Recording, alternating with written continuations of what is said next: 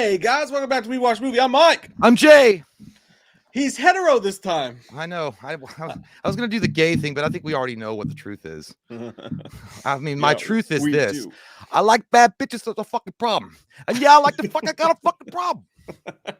Dude, you know, I heard that the other day. For the first time, I was telling Mike I was watching all the Hangovers, and Mr. Chow was having a party in Vegas, and that's the song that he's using. That I like bad bitches. I was like, I forgot all about that song. I had it on a CD. It's ASAP Rocky, I think. Yeah, it's ASAP Rocky. Yeah. Yeah, that's the guy that I think that Trump was trying to get out of jail or some shit. Like, that should have been Trump's fucking theme song. Instead of like YMCA or whatever. Yeah, it should have been I like bad bitches is my fucking problem. Yeah, I like the fuck. I got a fucking problem.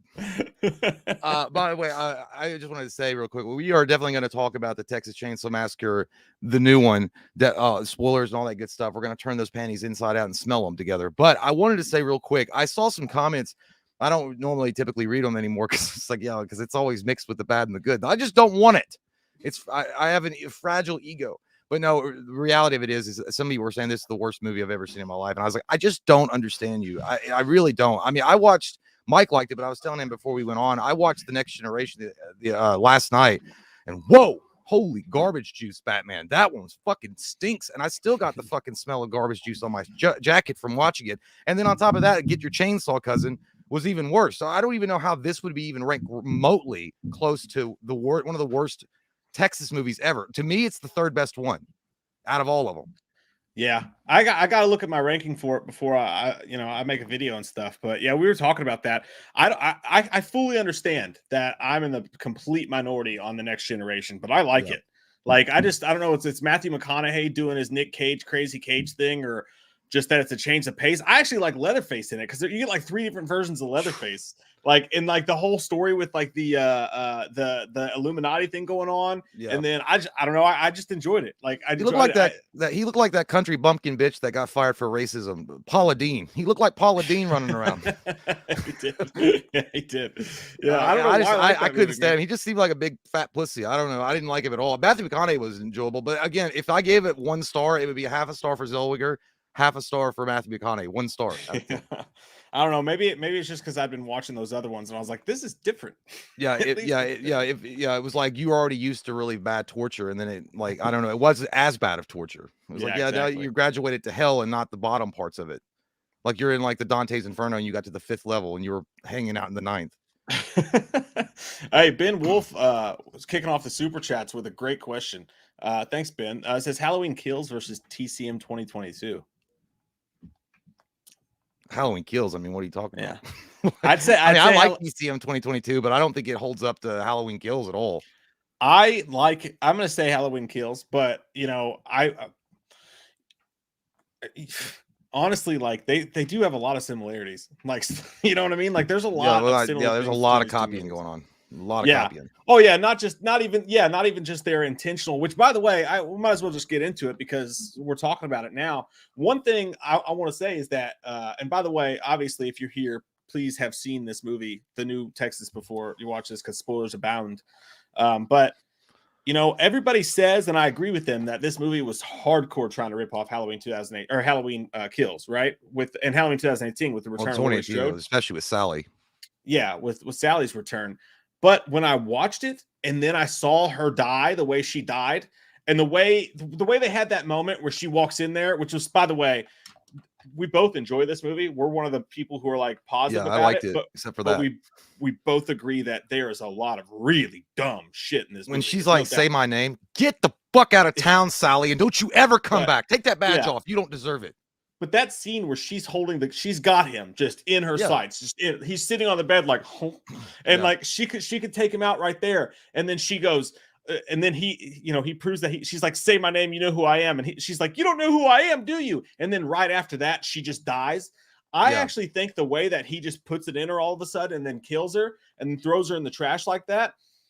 Part of me thinks that maybe what they were trying to do with that whole thing was kind of a throwing some shade at Halloween and Halloween Kills. But like, hey, he doesn't even remember her. You you mean nothing, you're dead, and you're fucking gone. Like, I think they may have been trying to like throw a shade at the whole bring back the legacy character thing. Yeah, maybe but Sally she was is bad on nowhere purpose. near what Jamie Lee Curtis was to that series, and Jamie Lee Curtis as Laurie Strode had a way bigger impact on Michael Myers overall. Yeah, I'm not saying I agree with it. I'm just saying, like, when I watched it, the second time I watched it, I went, oh fuck, maybe they weren't as much trying to copy it as they were trying to make fun of it.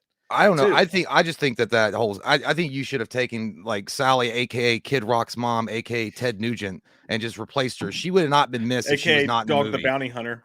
Yeah, she just like, you know, she walked into town with a shotgun cocky with the badge on. I don't know why she put that on all of a sudden with her cowboy hat. Like, my name is Kid Rock. It was awful. Like, my balls shrunk up. I mean, all of a sudden I had smaller balls than I normally have, and I was like, holy shit, it's not even cold outside. The thing about it also, and the fact is, I thought it was funny, and like, you're not. She wasn't even as important. She thought she was important to Leatherface, but Leatherface felt like Thanos when he was like, I don't even know who you are. Like, he was like, if I had subtitles on, so it even says he's like low grunt. When she was like standing there with a shotgun, he's like, oh. He's like, I don't fucking care. You're not, you're some old saggy bitch with leather skin. Like, I thought you were my relative. You looked similar. Then he walks away from her. I just think that whole character, that whole subplot was fucking stupid.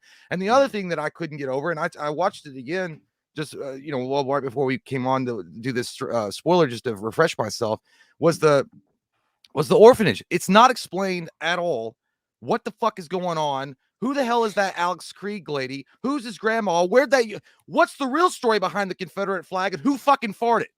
Like, it's just like, I was like, I'm confused, and I was trying to pin it. I was like, all right, well, you know what? She says that Confederate flag. She was like, that was my great grandfather's or something like that. So I was like, oh, maybe it was the grandfather from the original TCM. Maybe she's related to them in some way or another. But they don't remember. But there was no like sister mentioned in their family or niece. Well, when I watched Texas Chainsaw 3D the other day, and it gave me some ideas about that. First off, they could have explained that very easily, and I think it was a purposeful thing that they didn't, because I think what you might get, we might think we're getting a sequel out of this next. They may go back and actually do a prequel. They may go back and actually make a prequel to this movie and actually do another requel and tell the story of what happened in between. It'd be easy to do. All you have to do is have Leatherface leaving the house in 1974, right? And then going on a killing spree. And at the end of the story, this woman, basically, they're going to have her be Black Widow to the Hawk. She's like, sun's getting real low, big guy. And Texas Chainsaw's going, yeah. So she's going to put him in her attic and be like, don't ever go in there again now. I don't know, Leatherface coming off like fucking Oliver Twist, like kicking a can down the road. I don't know where to do. I'm stupid. Where am I going to go? And she's like, come on in the orphanage and I adopt you. But here's the thing. Like, you know what? They were still alive. Like, at the end of the original, what's his face? The dad was. Not the dad. So the grandpa, I guess, was technically alive, but also he'd be like mush now. What's his name? The guy, he came back for the second one. The sheriff. Well, he was the sheriff in the remake. I'm talking about the original. Like, God damn it, what's his fucking name? It's gonna bother the shit out of me. I know what you're talking about. Yeah, I thought that was the dad, and then the hitchhiker guy was the younger brother.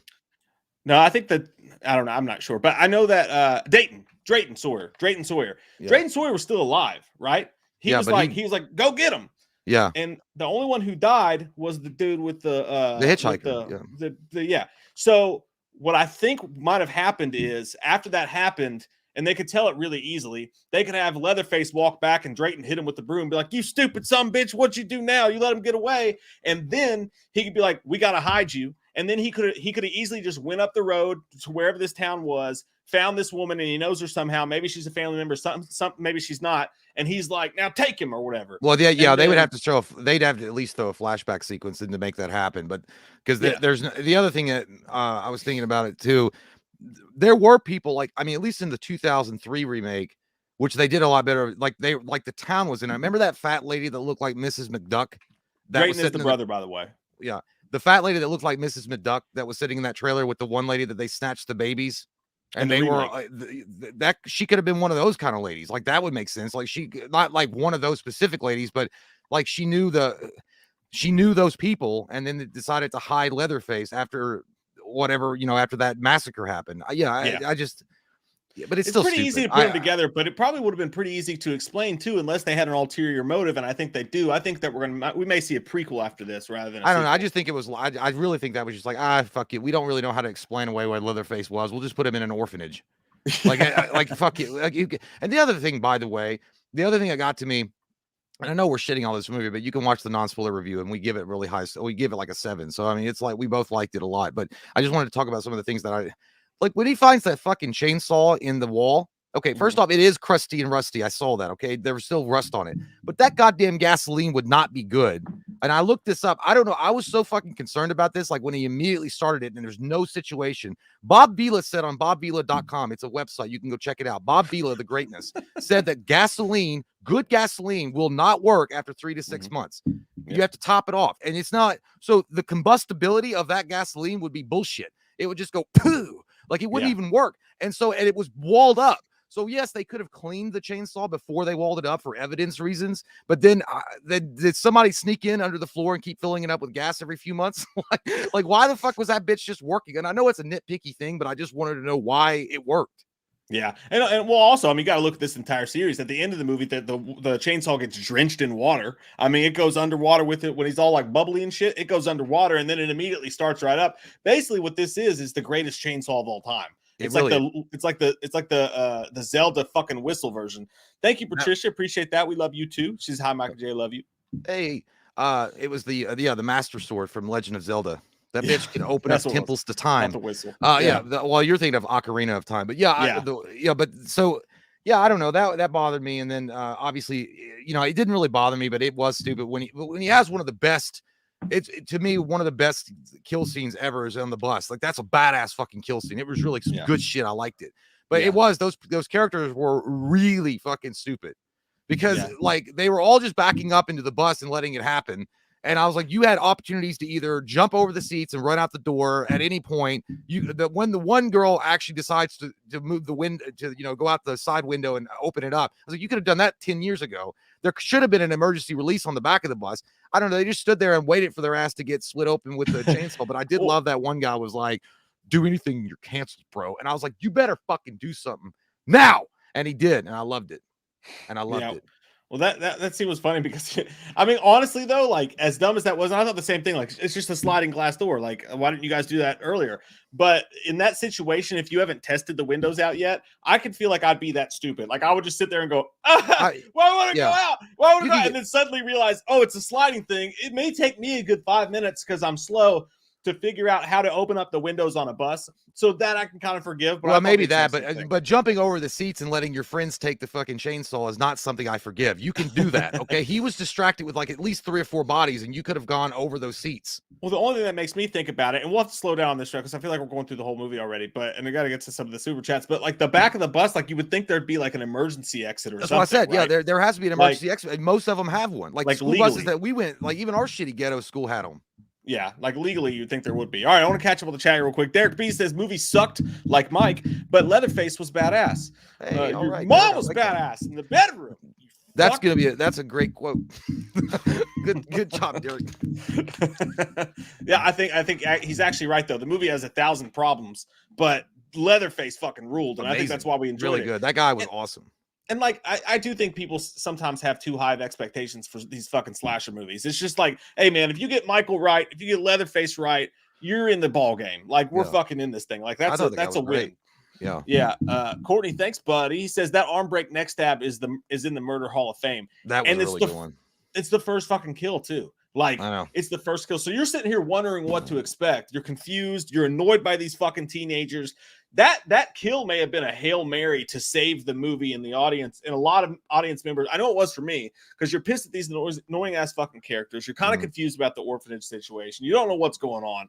And then he looks like Kane, just sitting in the back of the bus, like waiting to do the waiting for fucking Paul Bear to come out. But when he snaps that wrist and shoves it in, you're like, yeah, that's like being invited to a stupid ass party and they're all playing like goddamn Parcheesi and bullshit, and you're like, not another game. When they bring out and they're like, all right guys, who wants to smoke a blunt? You're like, okay. It got interesting. Yeah, I was like, you get blunts and some kegs of beer. Let's play all sorts of fucking Scrabble. That's kind of what it was. Yeah. Hydrogen Bob, I've never seen you in here before, man. Welcome, Hydrogen Bob. Thank you. He says, I'm a little biscuit boy. Oh, go fucking figure it. Yeah. By the way, that's what we call new members, little biscuit boys. You little fucking biscuit boy.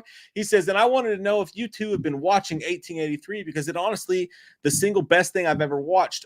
Have you watched Yellowstone, my friend? Because I understand that, like, so I watched the first episode and a half of 1883, and it's not that it was bad. But at that time, I was still finishing up Yellowstone. I was watching Mayor of Kingstown. I had a lot going on. And I just never, it's not that it was bad. I just never found myself needing to go back to it and finish it up. Maybe that's something I should do. I don't know. But like, but it was good, you know? Have you tried that yet, Jay? Nah, I've been watching Peacemaker. Oh, I finished. That was fucking amazing. I told you, man. I was the ending to that. Whoa. Holy shit, dude. I can't believe it. Remember that when the song comes on, when they're storming the barn? Dude, that was fucking great.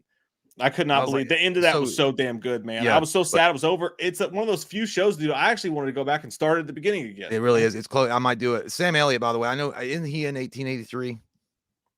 Sam Elliott is, yeah. I mean, that'd be the only reason why I'd want to watch it. I mean, not that Yellowstone's not good, but I'm kind of interested in the sequel, or the prequel. But I just want to see the Yellowstone stuff. Like, to be honest, I don't really the 1883 prequels and how he got the land and shit. It's kind of interesting, but Kevin Costner could tell me that in 10 minutes, and I'll listen.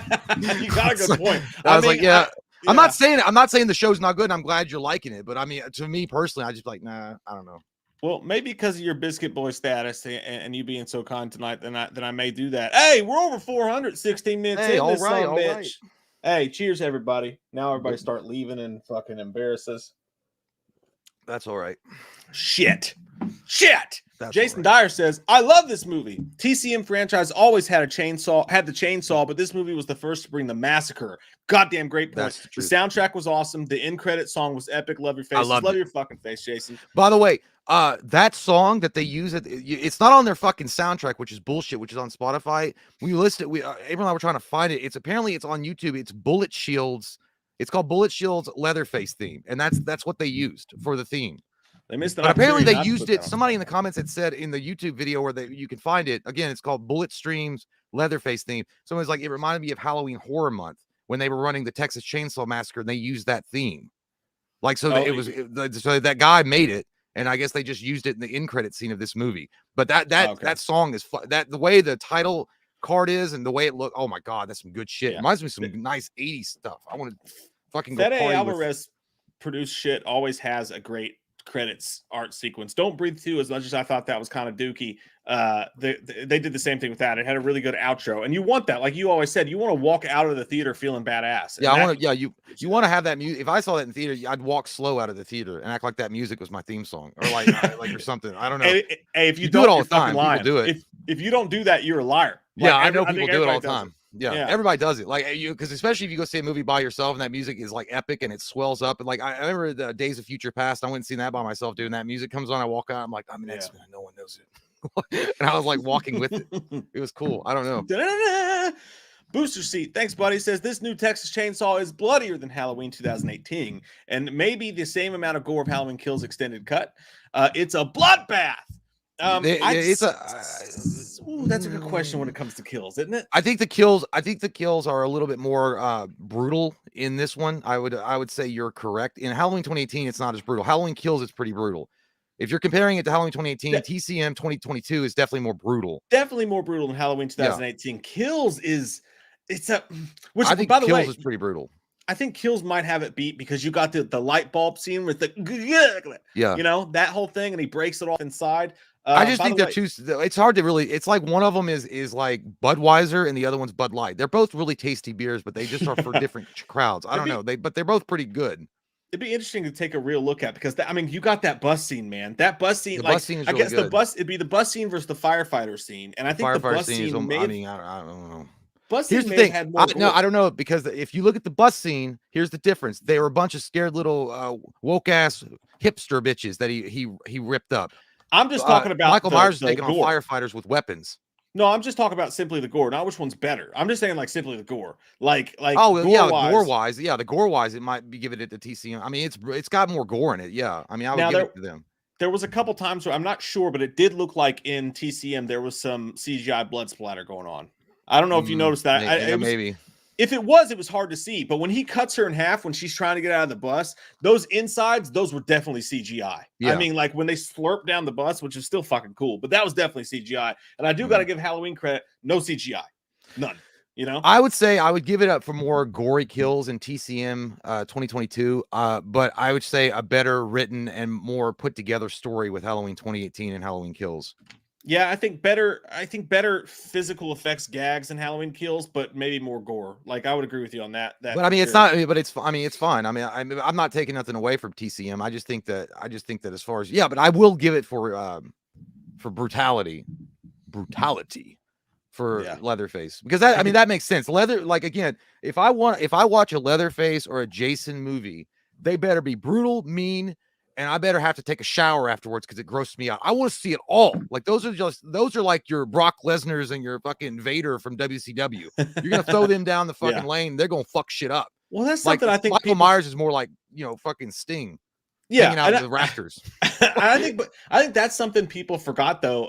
Going into Halloween Kills, a lot of people's biggest problem with Halloween Kills was that, hey, he's not fucking Jason, he's not Leatherface, he's supposed to be Michael Myers. What is this bullshit? Yeah. But I just think that every once in a while, if you want to keep the character fresh, you got to step outside of that box. And like this movie wasn't meant to be, I guess, talking about Halloween Kills, wasn't meant to be like the best Halloween film of all time. It was just meant to be, hey, let's take Michael Myers, let's put him in a Jason type situation and see what that looks like for shits and giggles. Let's just flick ourselves in the nuts. Maybe try it in the butt once in a while. Michael Myers was pissed. That's what happened. Yeah. He pissed him off. He's like, I took enough of your shit, Lori. By the way, I gotta say, I will say really one cool thing about this movie is that at TCM 2022 that they do, which you don't really see a lot of, is Leatherface was kind of smart. And he's usually a big dumb lollipop that runs around with a chainsaw. I'm like, my daddy told me to kill you. He did a real smart thing where he took the chainsaw, left it running, and then put it in front of that bear cutout and tricked that girl. And then he popped out from behind a curtain. Now, I will say it is a direct ripoff from Halloween 2018 because Michael Myers used the mannequins when Laurie was chasing him. He used the mannequins to trick her. And it was literally almost, I'm not saying it wasn't the same, but it was kind of like the Vanilla Ice explaining why Ice Ice Baby isn't the same. Because mine goes ding, ding, ding, ding, ding, ding. He's like, yeah, but you kind of stole it from Under Pressure. But but it was cool that you put rap over it. So it's kind of like but that was a cool scene though. Like it really, I like that they showed that Leatherface isn't really just a big bulldozing moron that runs around with a chainsaw. He's got a little smarts to him, and he had to be to survive all that time eating cornbread and soup beans with that orphanage lady. He had several moments where he used his smarts to fuck with people, and you've never ever seen Leatherface do that before. At least I'm pretty sure. Now there was a scene where I did like the scene where he just, when Sally Hardesty, Dog the Bounty Hunter's chasing him, and he runs away. He's like, "Oh fuck!" and he runs away. He says, "She got a gun." He's just. And by the way, one thing that was amazing about this movie was the fucking setting. Just having that dead end ghost town was cool as hell. Yeah, I like that. What an amazing setting for a horror movie. But like it's starting to get dark and he's hiding, but he's revving up his chainsaw. He's too stupid to know he should be quiet. And he's like, and he's hiding. He just liked that sound. He probably had it against his wiener and it felt good when he was revving it. But then when all of a sudden she turns around, he just goes, "Okay, fuck it." He just takes off running, holding his. And I think she shot the chainsaw a couple times. I think she did. She shot a couple of those. He used that he looked like goddamn Captain America and Winter Soldier running at her with that shield. He popped that. He fucking caught the bullet with his chainsaw. And by the way, the chainsaw still worked. That motherfucker was made out of adamantium. Yeah, I swear to God. But also, I will say another thing that really, really pissed me off about the Sally character. I mean, other than just her looking like Kid Rock, but other than that and by the way, she's a fine actress. I don't mean to talk about her. The character was written really poorly. The main thing about that was the part where he picks her up and we chainsaw. She is fucking dead. Like that whole thing when he threw her on the pile of trash, which was what her character was anyway. She should have been rolled over, fucking blood coming out of her mouth. Dead. He chainsawed her heart. Like I saw it this time. I watched it the second time. I thought it went up through her stomach and he pulled it up. He chainsawed her chest and then revved it and picked her all the way up. What the shit? She's part T1000. Katie Katie watched it with me for the second time tonight, and she literally said that. She was like, she has no heart. He chainsawed through her fucking heart and her lungs, by the way. And her lung and her fucking liver and her goddamn stomach. I mean, this bitch got T-1000 shit going on. I mean, it's just like she moved her shit. That as soon as she shot from that fucking bag of trash, I was like, God damn it. That is the stupidest shit I've ever seen in my life. Run or he'll haunt you forever. I was like, bitch, he's haunting you because you're a loser. I was like, I'm leaving now. You should have, first off, she should have given those two girls the keys before she said, I gotta kill him first. What you talking about, Willis? You go kill him and I'll get out of fucking town. Why did you have to wait and then come back and say, hey, you can go leave now? Yeah, get the fuck out of here. It's like, I tried to, damn. Eduardo Santiago, thanks, buddy. He says, so Sally becomes a Texas Ranger. The hell? Say my name. The hell?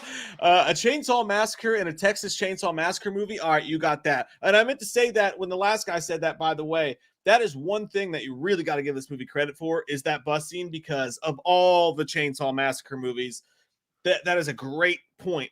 This is the only one that maybe actually has a true fucking massacre in it, in that bus scene. So you got to give it credit for that. And, and I thought it was pretty stylish. I mean, I know it was, some people didn't, I mean, I guess, you know, it's a little bit over the top. It's a little clean in certain parts, meaning it just kind of looks like a cleanish kill, you know, versus like the other TCMs.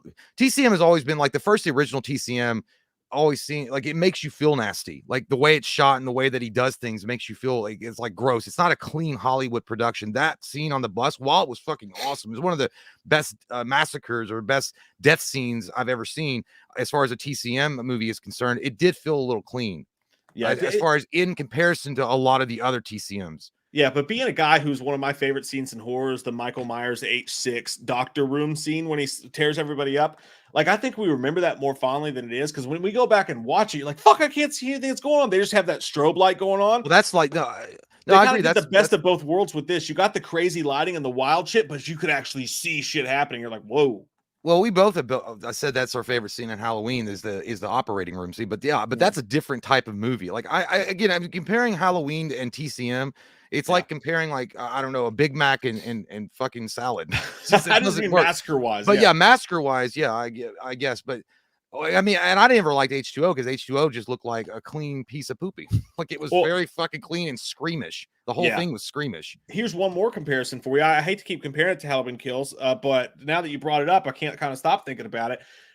Tell me though, like, now I'm a fan of the ending of Halloween Kills and how they did everything, but the truth is what happened at that massacre scene in Halloween Kills when they're in the middle of the street is they ran out of daylight, so they had to go to a set.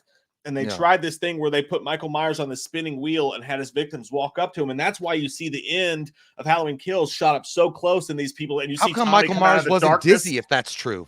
Michael Myers would have been dizzy. That would have been hard. But like, I will say this, I think that it is at least way more important for me in Halloween Kills, so I'll take that one over it. But like, better shot scene, the massacre in the streets of Haddonfield and at the end of Halloween Kills, or the bus scene was better shot than that was.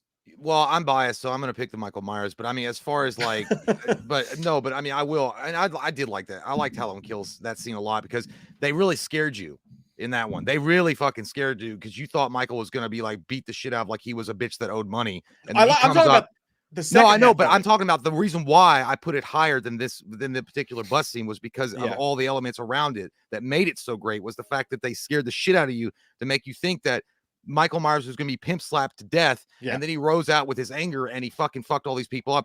That's why I put it above TCM 2022 as far as the bus. But now the bus scene itself, I do too, by the way. I just want to say, I know. But I do too. I'm just saying, like, how it's shot, the last part, the massacre part. As far as I was going to say in TCM 2022, that bus scene though, it looked magical. Like, and they did a really good job with it. It was for me, it was like, you know, it was a just a cleaner type of situation where they could have all these bodies coming up against Leatherface that he could just, you know, maul down like they were sheep.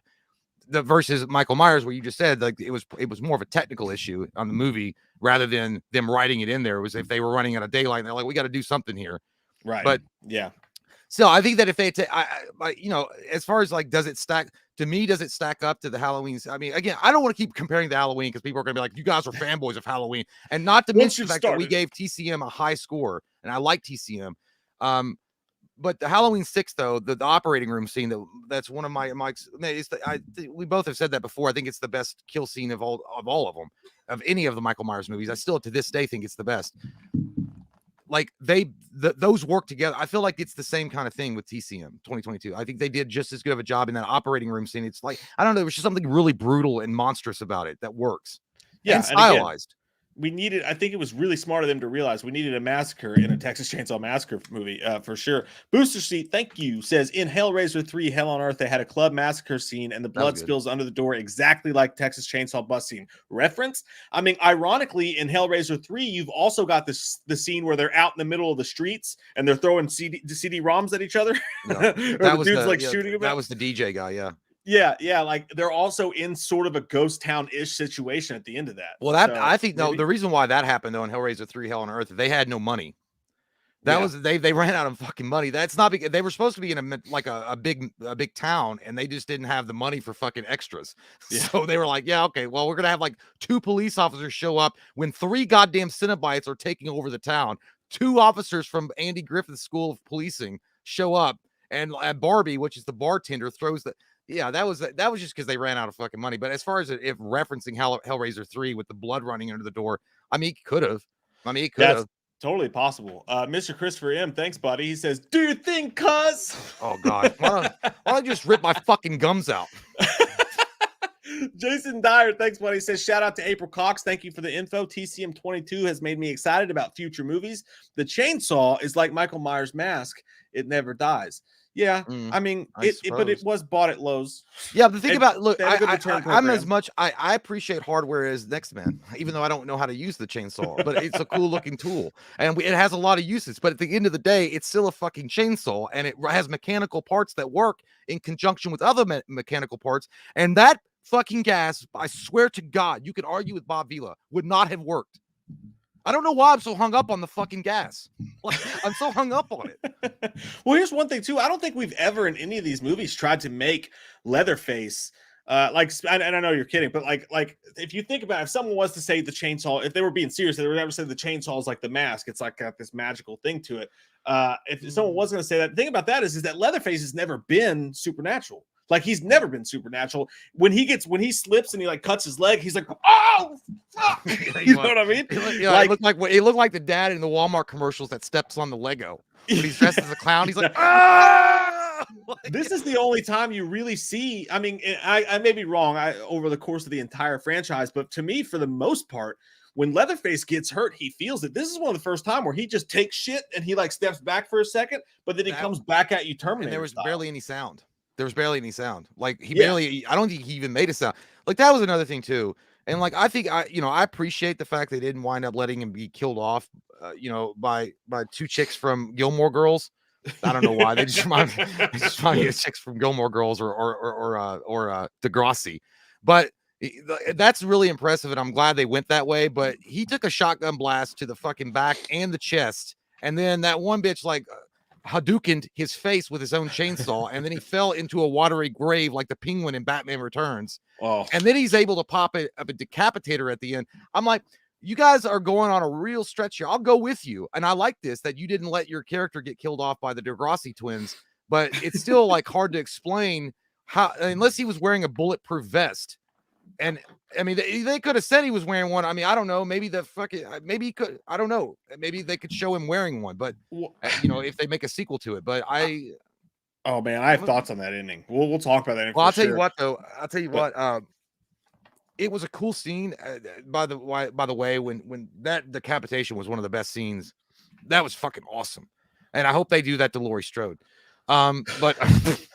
I just think it's time we move on past Jamie Lee Curtis. But my point being is I think it was a great fucking scene. But the one thing about when he got Hadoukened and he fell into that watery grave, dude, I thought it because we had just watched it recently. I thought of Danny DeVito. He was like, "I'll kill you momentarily. First, I need a drink of cold water." The way he was like floating down, it just reminded me. Like I wish they had showed his face floating down into the water. Yeah, you did see his eyeball get covered. He's like, yeah. I felt bad for him though, because I was really rooting for Leatherface the entire time. I think a lot of us were. But first, and like I said, there's a ton of stuff to unpack about that ending. But Jay Dia, again, showing up and being like, I do my money dance, you know, from those like SoFi commercials. I like that. That's the kind of gentleman that walks into a fucking club in Las Vegas, throws down the money, and says, "I don't even need to gamble. I already got extra. Bye, bitch." You want bottled water? I'll buy you a fucking bottle of water. JD, thank you so much, man. We really do appreciate that. That's huge. Sup, you sexy sons of biscuits. Watching your TCM reviews got the missus and I into watching the whole series, which then led us into binging the Wrong Turn movies. Redneck horror is freaking weird. Have a great night, gentlemen. It really is. Buddy. Hey, thank you so much for the comment. And it's true. We live in Kentucky, so we see it every goddamn day at Cracker Barrel, 7-Eleven, and Speedway. Constantly. It's a normal night at Walmart at 2 a.m. That is. Listen, corn dogs aside, corn dogs at the county fair aside, dude, I don't know if you know this or not. You probably know this, but we did the Man vs. Movie. We watched every Wrong Turn film in one day, in one sitting. Okay. We did order some cheeseburger pizza, which was delicious. I got Redneck at the end of that because I was eating it off the floor. I didn't give a shit. Wrong Turn series will make you wake up in the middle of the night going, fucking whiskey. Yeah, dude, I couldn't get what? I don't give one good fuck. You gonna come over here and have sex with me, woman? That's how you talk to your women's after that. Yeah. It's like, no, I ain't. It's like, well, what the hell am I gonna do? Honey, get the old. Go in there in the bathroom and play with yourself. That's the worst thing when you start getting into that. Like, it starts to take over your soul a little bit. I was having nightmares, not even nightmares. I was ranking the TCM movies in my fucking sleep the other day, dude, where this has all been watching, where I've been watching the whole franchise. I was trying to sleep. And you know, you have those like micro dreams where you like dream for a second, then you go, and then you go back to sleep and you're like, Like, I did that for like 2 hours, and I kept every time I'd fall back asleep, I'd be ranking like the fucking mask and shit, and I'd see Leatherface's fucking oogity boogity face. We're like, I'm like, TCM compared to Wrong Turn series, that's like, I mean, like the TCM, I'd rather sit and watch that shit. That's like going to church and having a good peaceful afternoon with your family and friends versus the Wrong Turn series. It's like getting butt fucked in a goddamn carnival field. Because you know what, and you know what's weird is the first Wrong Turn movie, the original, was good, and then the remake, and then there was like, I think there was 1 or 2 of them that were decent in somewhere in that dark thicket of patches. 1 and 2 were okay. Yeah, it was bad though, man. That was a test of endurance, that Wrong Turn shit. Holy shit. And the remake was good, but I don't even think we got to finish on that because it wasn't out yet then. Or the remake was good. Yeah. Like Mark Ponce de Leon, thank you so much, JD, man. Really appreciate you, dude. I hope you guys had fun binging. It's cool that you and your wife do that because that's what life's about, is fucking binging shit together. I mean, yeah, and you have a female companion that actually wants you to be around. Yeah, so that's new. That's cool. Kudos. What's that like? You should write a book. Kudos to you two, man. That's fucking awesome. Mark Ponce de Leon, as I like to call him. I think Richter. It's weird because they put the fucking T before the he's fancy. Was a wasted character. Do you think they could have done more with him? Great point. Absolutely. Great point. Absolutely. Yeah. And I think that he died way too early. I would have used him for a sequel. I would have like had him survive in some way or another, because I think that Richter knew more than that you got to explore in the movie that, you know, that he let on. I think that he was aware of that family, and he was aware of at least loosely the orphanage and what was going on with Leatherface. Maybe not to the fullest, you know, understanding of what actually happened, but maybe kind of that he's a little weird, or that he had some kind of knowledge about it. And yeah, Richter was a cool character, man. Like, I felt like he was pretty much as close as you're going to get to Sheriff Brackett that they could have gotten. They killed him off. Yeah, that's true too. I would have liked to see more of him, and I was disappointed when he died for sure. But that's the thing. Like, I think he was, and we'll get into all the, I'm sure eventually we'll get into all the shit that's compiled into this movie that made some people mad and some people just didn't understand it. I think the movie is more anti-woke than it is woke any day of the week. But we'll talk about that. But he was a classic definition of don't judge a book by its cover, right? Like, he seemed like a scary redneck, and he was going to be the bad guy, and he was going to be that type. But it turns out he's one of the only decent people in this fucking movie. You know what I mean? Now, does he unload diesel into the ale? Yeah, but he kind of explained himself. It doesn't make him right. Doesn't make him right. That's like somebody crop dusting you at Kroger. I'll let it go. It's not a big deal. Jesus Christ, my day's not ruined. In the world of the environment, it's like someone across it. My day's not ruined. It's okay. But he said, when she's like only a nihilist would pump that much bullshit into the environment and not give a shit. And not to say that she doesn't have a point, but like, his response was good. I felt like, when he was like, "Well, I'm from Texas and I don't want people telling me what to do, especially not fuckers like you." Well, you know, why don't you go work for Al Gore? Shut the fuck up. Go do something. Why don't you not worry about it? I liked his character a lot, and I was actually sad to see him die. And then even in his dying breath, even though he had all his problems with these fucking kids, he was trying to give his keys away. You know, he's the definition of a good dude who just like doesn't fit in with other people very well, and he seems like an asshole, but deep down he's a good guy. Perfect for the TCM franchise, if you ask me. That's how I felt my entire life. Don't judge me, bitch. You don't know me. You don't know my life. No, it's just like, you know, at the very beginning of that movie, he walks in with a gun strapped to his fucking hip, and they're like, "What that for?" He's like, "Well, honey, if you knew about the life around here, sometimes there's thing called wild pigs that can run up and kill you. So therefore, you gotta have a gun. Fucking think before you talk. Simple as that. You ain't from around here. Shut your fucking mouth and go back to the city." I like that guy though. I think it was, you know, it actually was very representative of the reason why I like the Wrong Turn remake. We had the writer on the show, and pretty much said the same exact thing. He's like, you know, the idea behind that is these elitist assholes immediately judging these people because they're not, you know, they don't have smartphones and they don't drink goddamn Aquafina and smart water every day, and they're somehow, you know, below your intelligence, and it's not true at all. So I think Richter was extremely underused, and it sucks that he's gone because there's no way that you can. I mean, he got his fucking head is hamburger meat. Like they really went hard on that too.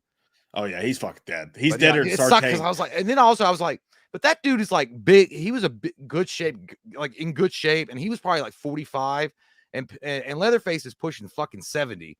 And I was like, I don't know about that one, Chief. I don't know, because I mean they went head to head, and I don't know about that one. That for one, that was a good fight scene, by the way. I like that fight scene. They did that really well. Kind of reminded me of Rob Zombie when he took on let me pass this beast in peace. Yeah, try to work on a taco supreme in here. Yeah, we kind of reminded me of the same scene. Yeah, really good fight scene, great fight scene. And then, dude, when he hit his leg and it bowled out like that, I was like, "Oh, that was great. That was great." But I would say the reason why I was like, because again, I think Richter probably, you know, and realistically could have fucking, you know, he would have picked up Leatherface like he's Hulk Hogan and he's Andre the Giant and body slammed him. That's one of the things that if you want to enjoy the movie, you're just going to have to look over. You're going to have to let go of certain things. Yeah. Yeah. I've seen a lot of people comment like, he's got to be damn near 80 years old. This movie's fucking stupid and I hate it and it sucks shit. And I understand that. But for me, I just went, yeah, I kind of want to pretend he's not 80 years old. So I don't mind just pretending he's not, because I just want to enjoy it. And he's a badass. So I like it. You know how I made myself feel better besides rubbing baby oil on me and my nipples. But I said this. Dude, look at Tom Savini. Thanks for inviting me. You know, you're welcome. I mean, next time I took pictures. Tom Savini, dude, look at him. Look at how, you know, Tom Savini is a good fucking. He looks better than definitely us, and we're in our late 30s. And Tom Savini looks like a fucking bodybuilding champion, and he's like what 74 years old. Hey, Leatherface has been on that TB12 diet, and he's got longevity. About Leatherface, big boy, like he's a big motherfucker. Like, you know, he looks fat, but he's got muscle fat. Like that shit's all like cannibal meat and chili. Yeah, like that's what I'm saying. Hey, maybe there's something to eating human meat for half your fucking life. But then again, what we're saying here, and again, it's nitpicky. It's you have to suspend belief. I mean, you have to. Yeah. I mean, that particular scene when they're fighting, because obviously in real life it'd probably be a different story. That Richter guy probably would have beaten the shit out of old Leatherface. But the reality of it is when you watch wrestling, right? When you watch Sting take on like someone, if he took on someone gigantic, like, you know, I don't know who's the tall big motherfucker. If he took on Batista in real life, Sting's gonna get his ass fucking pile drive to the next life. Like he'll never come back alive. Like he's dead. There's not gonna be a crow in heaven or hell that's gonna bring him back. No way. Yeah. But you know, obviously it's fantasy. So when you have to watch it, you're like, oh, okay, well, they're superhero kind of. So yeah. That's the thing. Like, is it perfect? No. Is there like, but you know, I get people who can't get over the tiny things. I really do. I'm not trying to say just fucking get over it, enjoy a movie. I understand that. Like sometimes, but for me, with the low expectations for this movie, which some of the turds in the toilet of this franchise, when it comes down to, hey, Leatherface looks fucking scary and he's running around doing wild shit and there's cool kills and I'm enjoying watching the movie. In this case, like it's a slasher movie, man. I'm willing to let some of that dumb shit go. I really just am. And I'm not for every movie. If something's trying to be a fucking Oscar movie and you're gonna have all these plot holes, no, you're not allowed to fucking do that. Yeah, you're doing a slasher that got released directly to Netflix. That's the 9th goddamn fucking sequel in a franchise. Yeah. Whatever. The one thing I think that Netflix made the mistake, or at least the company in this, and look, I think the movie's fine. I think it's an enjoyable movie, and we said this before in the non-spoiler review. It's a really fun movie to sit back and just watch and have a good time watching, and it really is, at least in my opinion, the third best TCM movie of the entire series. 1000%. I mean, to me, it's the TCM original, the remake, now this. I could watch these 3 movies over and over again and be fine with it. Now, the thing is, I think what Netflix made a mistake in, or I don't know if it was Netflix or the movie company, is that they should have promoted the movie, and they promoted it to a degree, but they should have they shouldn't have the embargo thing happen, because then it just sets bad vibes going through the entire community of the horror fans. It was good enough to stand on its own. You got to have faith, Stephen. You got to have faith. And I think this is a really good movie. And it really makes me sad that they were so scared. And I was like, what are you scared of? What are you waiting for, huh? What are you scared of? Like, it wasn't woke. Yeah. And I think I think that's what happened, dude. Because I didn't even know that. But when you were like, oh, there was a lot of, early on screeners or whatever were saying it was really woke and shit. I think they were scared that the backlash was going to be a lot. And they were like, nah, we can't. It was test audiences. So one dude from a test audience didn't understand. Like, this is the way I'm interpreting it, at least. One dude watching a test audience went to some people he knew that were in media and stuff and was like, oh my God, it's so super woke. I actually think had it actually been woke, Netflix would have pushed it. I think everybody would have pushed it and they would have done embargoes. But I think they watched it and said, oh, this is anti-woke. I don't have a dog in this fight. I really don't give a shit about all this stuff. But like the LA community, like the people who run shit, like they're not gonna like this. If you're making fun of some of these like some of this shit, they're not gonna like this. And case in point, the rebel flag situation. By the way, don't want to have a discussion about rebel flags. Do not want to fucking do it. I don't have one. I'm not, I guess I should never show anybody my tattooed back. Hey, look, here's the thing. If you want to I don't even know all the history of that. All right. If you want a genuine discussion, it's like 100,000 years ago. I don't give a shit about it. If you want a genuine discussion about whether rebel flag's okay or not, these 2 fucking assholes, not the dudes to come to. Okay. We're not the guys to have this. You're like, hey, what y'all think about the Confederate flag? Like, well, I came here for beer. Y'all got any? Nope. Well, fuck you. Look, not going to touch that fucking hornet's nest. But I will say this: something they did was they had the rebel flag hanging up there on that building, and everybody got angry about it. And they're like, we need to pull that down before the investors or the people from the bus come. People before they got there. Yeah. But what someone said that was really interesting, dude, is that like they got all in a tizzy about the rebel flag, right? Yeah. But they said the joke was that statue in the middle of the dude on the horse that was at the centerpiece of the town, all of those people were taking selfies with. They were like that. And I don't know if this is true or not, but someone said that is a hardcore controversial like rebel statue, and these people were just too stupid to even notice. Was it? So it's really making fun of them. Well, I guess, yeah. I mean, well, that's the thing is like, it is. It's making fun of the, of the victimhood mentality. I woke up today and I'm mad about something and I'm a victim today.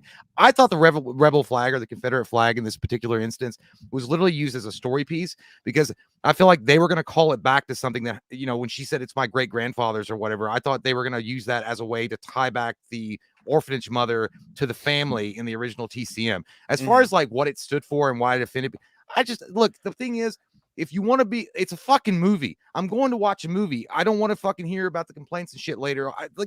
Take that shit outside. Take that shit outside. Like, that's what I mean. But as far as like and I do feel like, if they were, I feel like maybe the creators were just like, I feel like the creators were in some instances in this movie. They were just of the movie, the screenwriters and the person behind it, the producers were like, get the fuck over things, man. Get the fuck over things. Like, it's all right. We're fine. It's a movie. Let's have some good times. And that's all it was. I literally saw that Confederate flag and didn't think fucking 3 thoughts about it. I thought it literally was going to have something to do with how to tie in the original TCM. That's all I thought. Yeah. And because in the original TCM, it took place in the mid 70s and it was at a redneck Texas part of town. And that's what I thought. Yeah, I would if I saw a rebel flag in Texas, I'm not going to be surprised. I see them in Kentucky all the time. I'm not surprised. Again, I don't fucking own one. I don't, whatever. Not even to touch that. Jonathan Mann, though, he says they don't have a good bathroom to do coke in. I fucking love that line, dude. I sometimes I'll go to the bathroom when we're out eating, so I'll come back to the table and be like, they don't have a good bathroom to do coke in, and like nobody will know what the fuck I'm talking about. So I love you for that. Yeah. Jerry Ramey, a cool son bitch. Says chainsaw was running on that Necronomicon energy. That shit never degrades. That's about the only way I can explain it. That was the only way. Bruce Campbell came in and did the Nictu Verata Nickel or whatever he says. That was the only way it was magic. The Texas chain the chainsaw itself is running on Harry Potter magic. And that's why it doesn't ever run out of gas. It just runs on Harry Potter magic. It does. Hey, dude, Jerry's funny as fuck. Like, I asked him, so we have a tier on our Patreon where we send people in the top tier. And by the way, it's a perfect time to mention this. This is our last live stream this week. We're filming together on Wednesday night, as long as some fucking crazy shit doesn't happen like it always seems to. We're filming together on Wednesday night. So we won't actually be live on the main channel again until next Monday or so. But just so you guys know, the Patreon monthly live stream for everybody in the top two tiers on our Patreon is this Saturday night. We call it Six Pack Saturday. We get fucking weird, man. We don't. Yeah, it's not even really different from every 6-pack stream we do. We get to say a little bit extra. Oh yeah, we get to play music, we sing some songs, we fucking we do some beer chugs. It's a crazy fucking time. So if you're interested in that, patreon.com/we now we're doing blockbuster challenges, which is really fun. Yeah, we're doing trivia too, horror trivia on there. So if you're interested in that, that's there. And again, that'll be the next live stream. It'll be Saturday night, and then it'll be on our Patreon. So check that link. But Jerry's on our Patreon. He's done the beer chug before. He told me, dude, I was like, hey man, everybody in our top tier, they get an autographed Michael and Loomis picture, and they get like an old school video card, right? Like Blockbuster, but it says Win Video and it has their name on it. Yeah. I said, I didn't know if he got his yet. I messaged him. I was like, hey, did you get yours yet? He was like, yeah, man. The best part was having to explain to everybody why somebody mailed me a fucking picture of Dr. Loomis and Michael Myers that said, get some goddamn whale opinion or whatever. Yeah, and I was like, I bet that was weird. Really awkward conversation with there. But like, I mean, I'm not gay. I don't know these guys. Maybe I am. But if I am, does that bother you? No, like, honey, are they catfishing you? I was wondering, yeah, you've been making a lot of excuses, go hunting with your friend in the mountains lately, and now you get a picture of two dudes and get some wham opinion. Did you go to Vegas recently? Yeah. By the way, also quick note, on Wednesday, we will, by the way, I'm sorry, as far as I know that there's some of you out there that have been waiting on their Patreon messages and Dr. Loomis, those personal messages. Those are coming. They're coming in a big, giant, fat fold. We're going to get all those done. We'll catch some other issues, but it's going to get done. It's going to get done, and it's going to be good. It's going to be fun, but that's coming. I do apologize about the lateness of it, but it's all coming. So don't y'all go nowhere, because I swear to God, I got some goods. I got some goods for you. I've been thinking about it a lot, and I'm going to deliver some of the best shit I've ever gotten. The old gas tank. Don't worry about it. Austin says Michael punches Jason through the chest, clutching his true worm demon form and squishes it Mortal Kombat style. Michael wins. Fatality. That's what I like to see. Roger Predactor. That's it. Now that's it. Michael Myers wins. Fatality.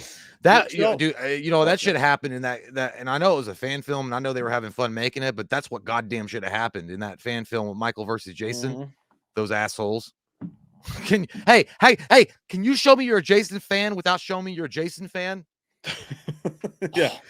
I want to see Michael win every fucking time. Very sweet. Those guys, and they did a great job, but I'm just saying, I was really pissed off that he didn't win. Latrell 316 said the ending was satisfying. Yeah, let's talk about that real quick, dude. The ending of the fucking movie. I was so fucking mad, dude. I was so pissed. I was sitting there watching it going, God damn it, I wanted to fucking like this. And despite all of its problems, I was really enjoying myself. And then Eyebrows and Jerry Curl Girl comes out, fucking injuries at all, and all of a sudden it's like she's super final girl out of fucking nowhere, and she's like, she did Wonder Woman it. It was very Wonder Womanish. Wonder Woman, like she is old. Yeah, when she clips him with the chainsaw right there, and he goes into the water, and then he sinks. I was like, that better not shaves her. That better not be the end of this fucking movie. Dude, it's so funny because then I accused April of cheating on me, and you guys had gone to Olive Garden or something and made out behind the tree trunks because she was acting the same fucking way. How did you? Because I was like, at the end, I was like, that's whatever. I didn't want him to die by them bitches, but at the same time, I was like, and then you both got equally fucking mad in the exact same way. Yeah. It's like, if that's the fucking ending, if that's the ending, and they kill Leatherface because them bitches kill him. Hey, I fucking hate this movie. If the girl who like had to overcome the school shooting and all that stuff, like that would have been not as bad. But the fact that it was Jerry Curl Girl with the fucking eyebrows, who I hated, who I think was a shitty character and got what was coming. I didn't mind her though, but yeah. Oh, I know what you mean. But no, but you know what I liked about but I know what you mean. The other girl though, her sister, and again, the reason why when I go back and look, because this when as far as like the woke culture and stuff, like when you say I feel like a lot of people thinking that this was anti-gun. It's not anti-gun at all. It starts out that way as far as like that's the perceived idea behind it, but in reality it's not. But the only one that would even have any kind of stake in that claim of being against guns is actually the girl that actually embraces guns, which was the younger sister in this that survived a school shooting. And even she's not as woke as her Jerry Curl sister, as you call her. But I did not like. I was like, if that girl survives, I'm down with it. I'm down with that girl surviving. Yeah, and then when Lionel Richie's daughter, Jerry Curl girl, with she looks like Jennifer Grey. She looks like Jennifer Grey. She does look like Jennifer Grey a little bit from Dirty Dancing. I was like, all right, you both can't get out of here alive though. And then also, if Leatherface is dead, I wasn't as strongly feeling it as like you guys were. Like you and April were both super pissed. It would have sucked. It would have sucked. But I'd be like, you know what? I don't really. If they do a sequel to this, he's going to be 95 years old. Because I mean, it depends on how far in the future they do it. Get clipped and that like. He also got shot like twice. So I mean, well, one time I hit the thing, but I see what you're saying. But like, but I was so happy, dude. Like that was a cheering moment. And I think a lot of people say that. Like what people don't realize in this movie is Leatherface is the fucking hero. These kids are annoying and they have some bad juju, like some bad intentions about them. The way they come into this town with the gentrification and all that shit, the way they screw over Leatherface's caretaker. And I'm pretty sure that, by the way, she was right because they never found that deed and they went looking through her fucking house. Yeah, it was there. Yeah, trying to fucking find it. So I'm pretty sure that they were definitely in the wrong on that and they deserve what they got. Were in the wrong. Yeah, exactly. Yeah. But this,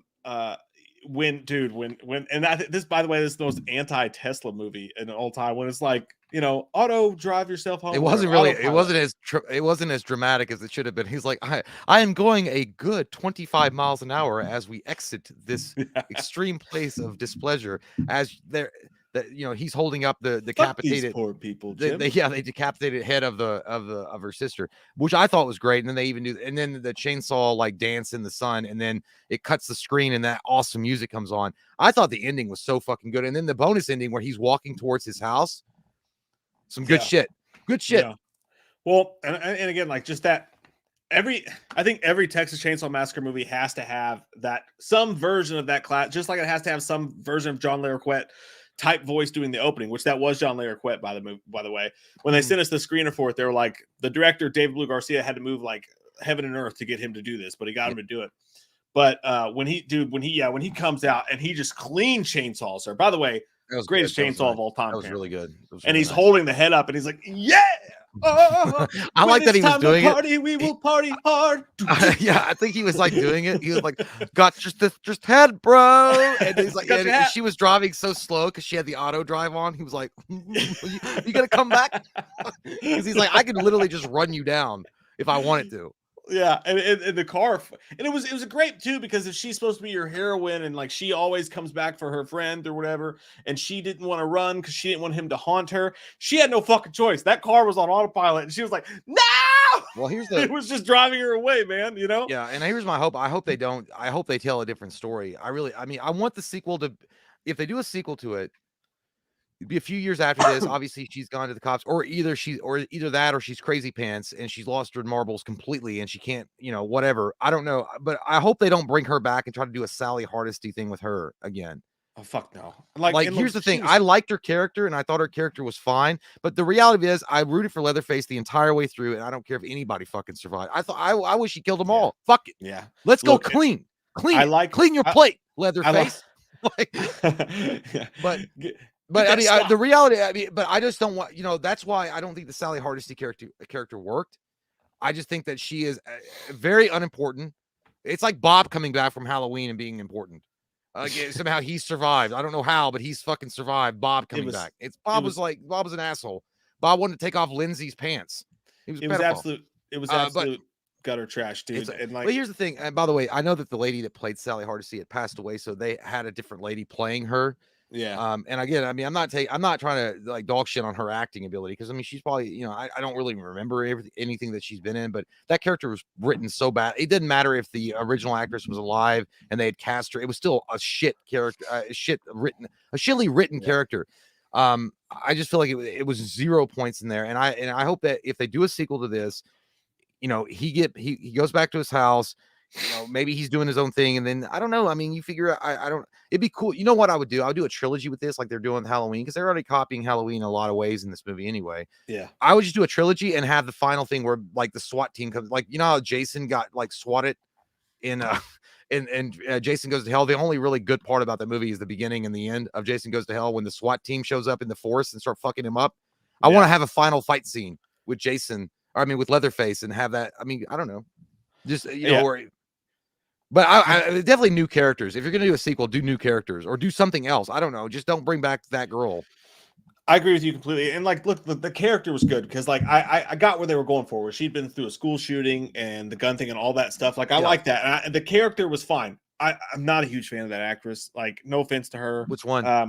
The girl who survived. She wasn't bad by any means, yeah, she was. I just don't get that kind of. She just kind of has like. But compared to that girl, the Sally Hardesty, they were all like Academy Award winning. Oh yeah, no doubt about it. Yeah. Shout out, by the way, to the guy who played Leatherface, because that run, so good. Dude, when he runs out in that street and he's even doing like the side still like like that was actually, dude, he nailed the run, and I thought he was brutal. And the guy who played him, I'll look up his name once I take a tinkle and come right back, but because I really got to go bad. But he fucking nailed it, dude. He was great. So all right, dude, I'm gonna pee real quick. I'll be right back. Oh, I was gonna call it first, but okay. I did. I beat you to it. Shotgun. No, you didn't, asshole. It's just because you control the full screen. And now it's you and I together in this full screen. And I don't know what to fucking talk to you about. I mean, we just talked to you about our thoughts on Texas Chainsaw Massacre 2022. What do you want to talk about? Hold on. Okay, there we go. My mouth. Austin says Ernest versus Leatherface.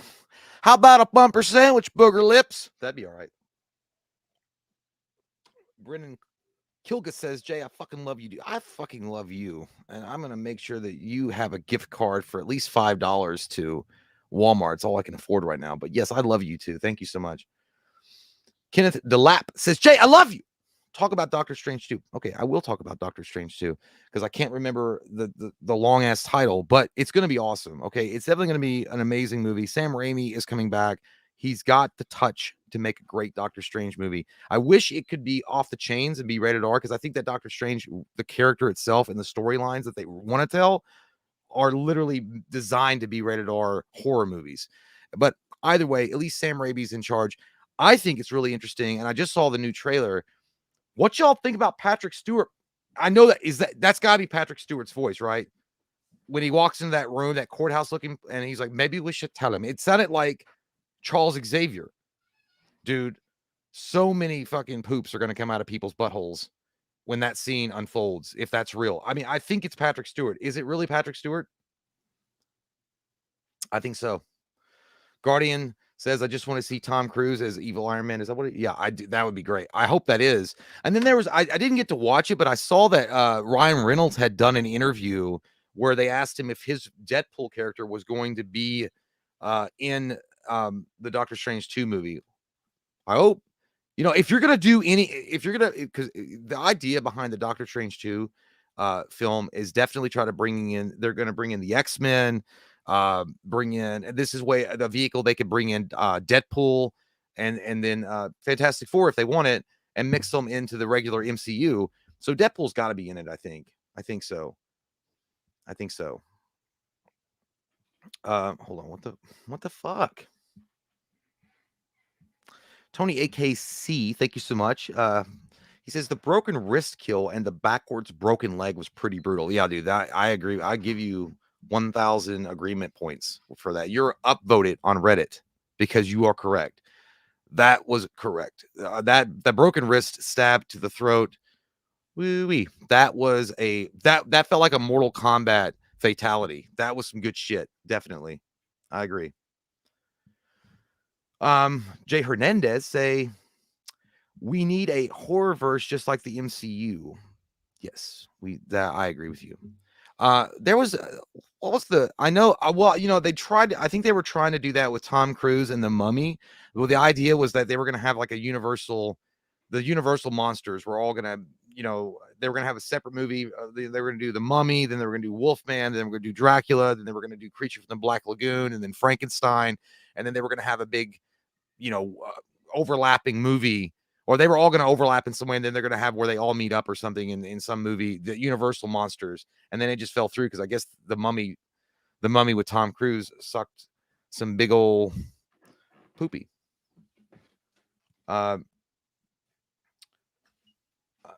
Sorry guys, I'm not, my internet's acting like a piece of poop. Brandon Gregory said, Jay, you sexy mother, you missed my super chat. Hold on, Brandon. Don't worry, I'm gonna get there. I swear to God, I'll make it up to you. Did I don't know how to go back. I'll have to ask Mike. I'll make it up to you. I promise. We'll go drinking at a football game. Mark Punt says, hey, thank you so much, Mark. My son Jax from Mortal Kombat, but no, his son Jax wants to know what Dr. Loomis's favorite Nightmare on Elm Street is. The one where they ended it. That's my favorite one. The one where they ended it. I don't have a favorite one. I think my favorite movie of the Nightmare on Elm Street series is when they said no more Nightmare on Elm Street movies because it's stupid. A dream demon stalking children because he's a pedophile, by the way. Is dumb. It's dumb. Robert Englund, fine actor, stupid character. Didn't like it. Stupid shit. So I don't have a favorite. But I appreciate your question, Jax. Now, don't worry about it. Don't ever ask me those questions, because you need to be worried about more Michael Myers breaking out and ripping your ear off. But he's not going to do it. We'll keep him locked up. But anyway, have a good day, Jax.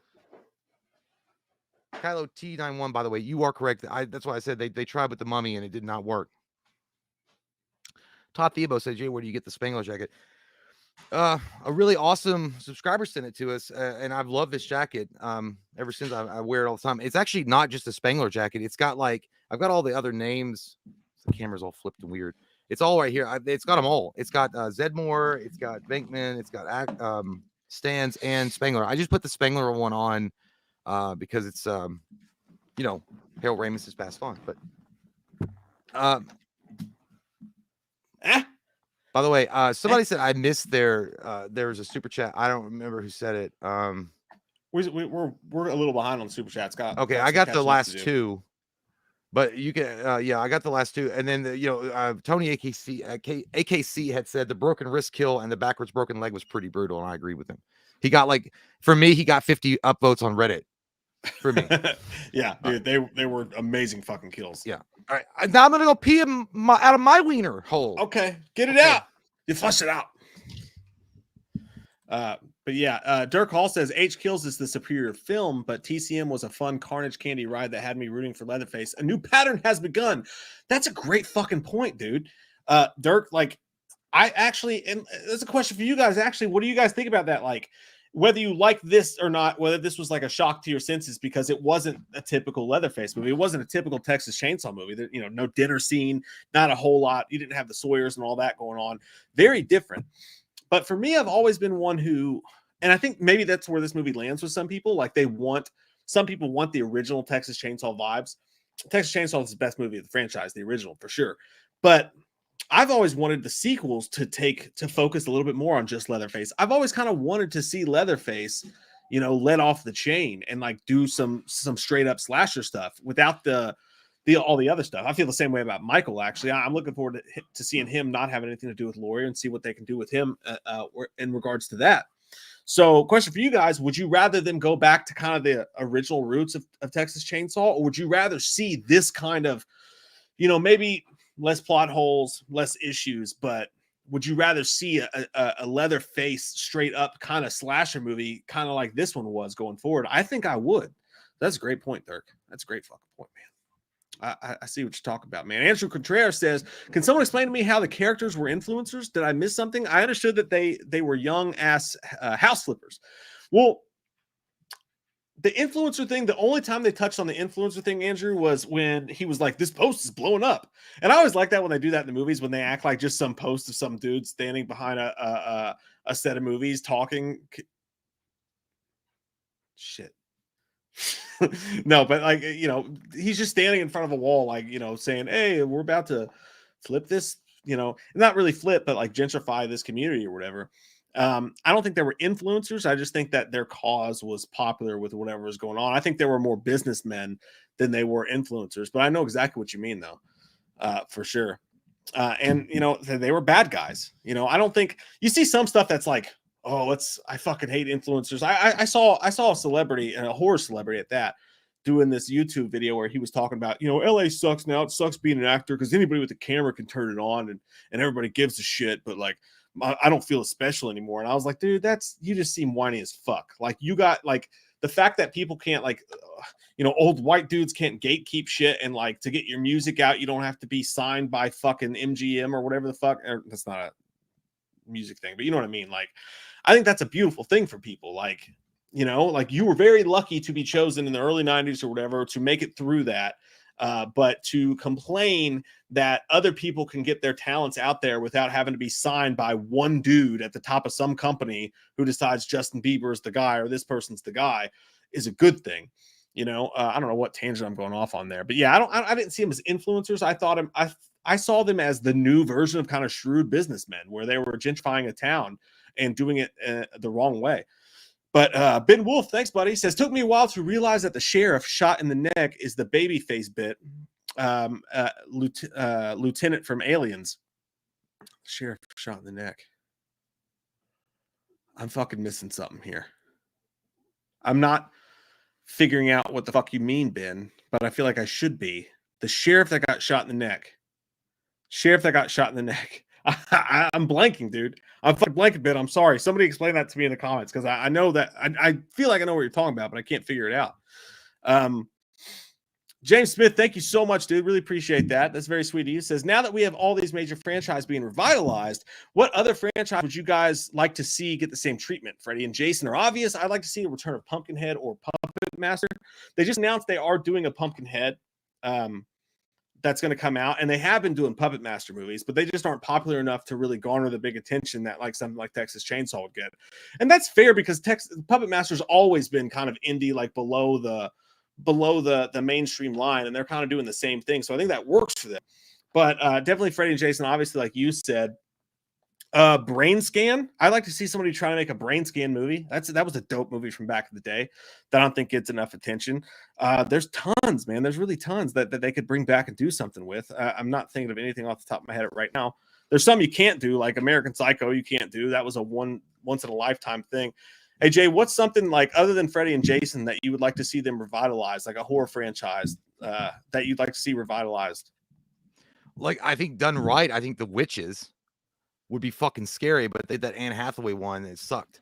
Oh yeah. Dude, I'm telling you what, it gives me goosebumps at the very beginning. If you guys ever get a chance, go watch The Witches, the original one. I think it came out in the late 80s. It was meant for kids. Dude, the beginning of that, when the witch puts her in the portrait, it goes, Papa, woo! Dude, I get fucking goosebumps thinking about that. Shit scared me, dude. But yeah, The Witches would be a really good one as far as a revival. And then, but there are certain movies like, yeah, you mentioned it. What was the one that you just said? American Psycho. American Psycho can't be redone. But they tried to do it. They tried to do a sequel to that, and it was fucking terrible. With the chick from that 70s show, Mila Kunis. But she was not a good American Psycho.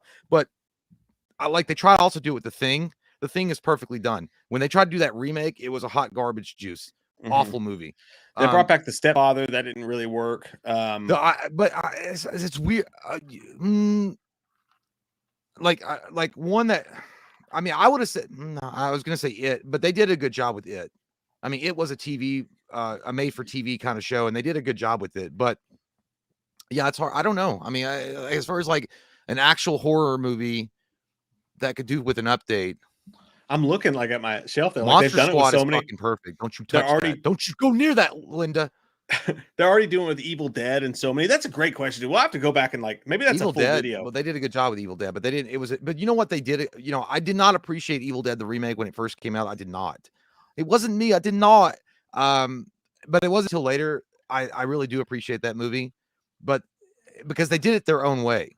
They didn't try to recast and do the exact same thing that Sam Raimi had done. So that's why I appreciated it. They were onto something with Fright Night with Colin Farrell. They started that off well. But again, these were all in the remake stage. Like, I think doing like a legacy sequels to movies, I think it's getting a little bit tired already because everybody's doing it. Like, but like there's some titles, man. There's got to be a couple in there that would be gold to do. I got to think about that. That's a great question, man. Chris Parrish says, just tipping my 2 favorite exotic dancers. I'll show you my titties right now. I'll push them together and eat a banana out of them. When did you watch my gay Pornhub video? I mean, my regular Pornhub video. I had sex with hot girls, not hot dudes. I mean, girls. This one dude, right in 2018 when we got got real popular, more popular than we are now. That little height that we had, I had one dude message me on Facebook that wanted to pay $2,000. I think it was around $2,000 for me to do a flex show. He's like, all I want you to do is take off your shirt and just flex. And then like he's like, I won't show it to anybody. It'll be discreet. I'll pay you before you do it.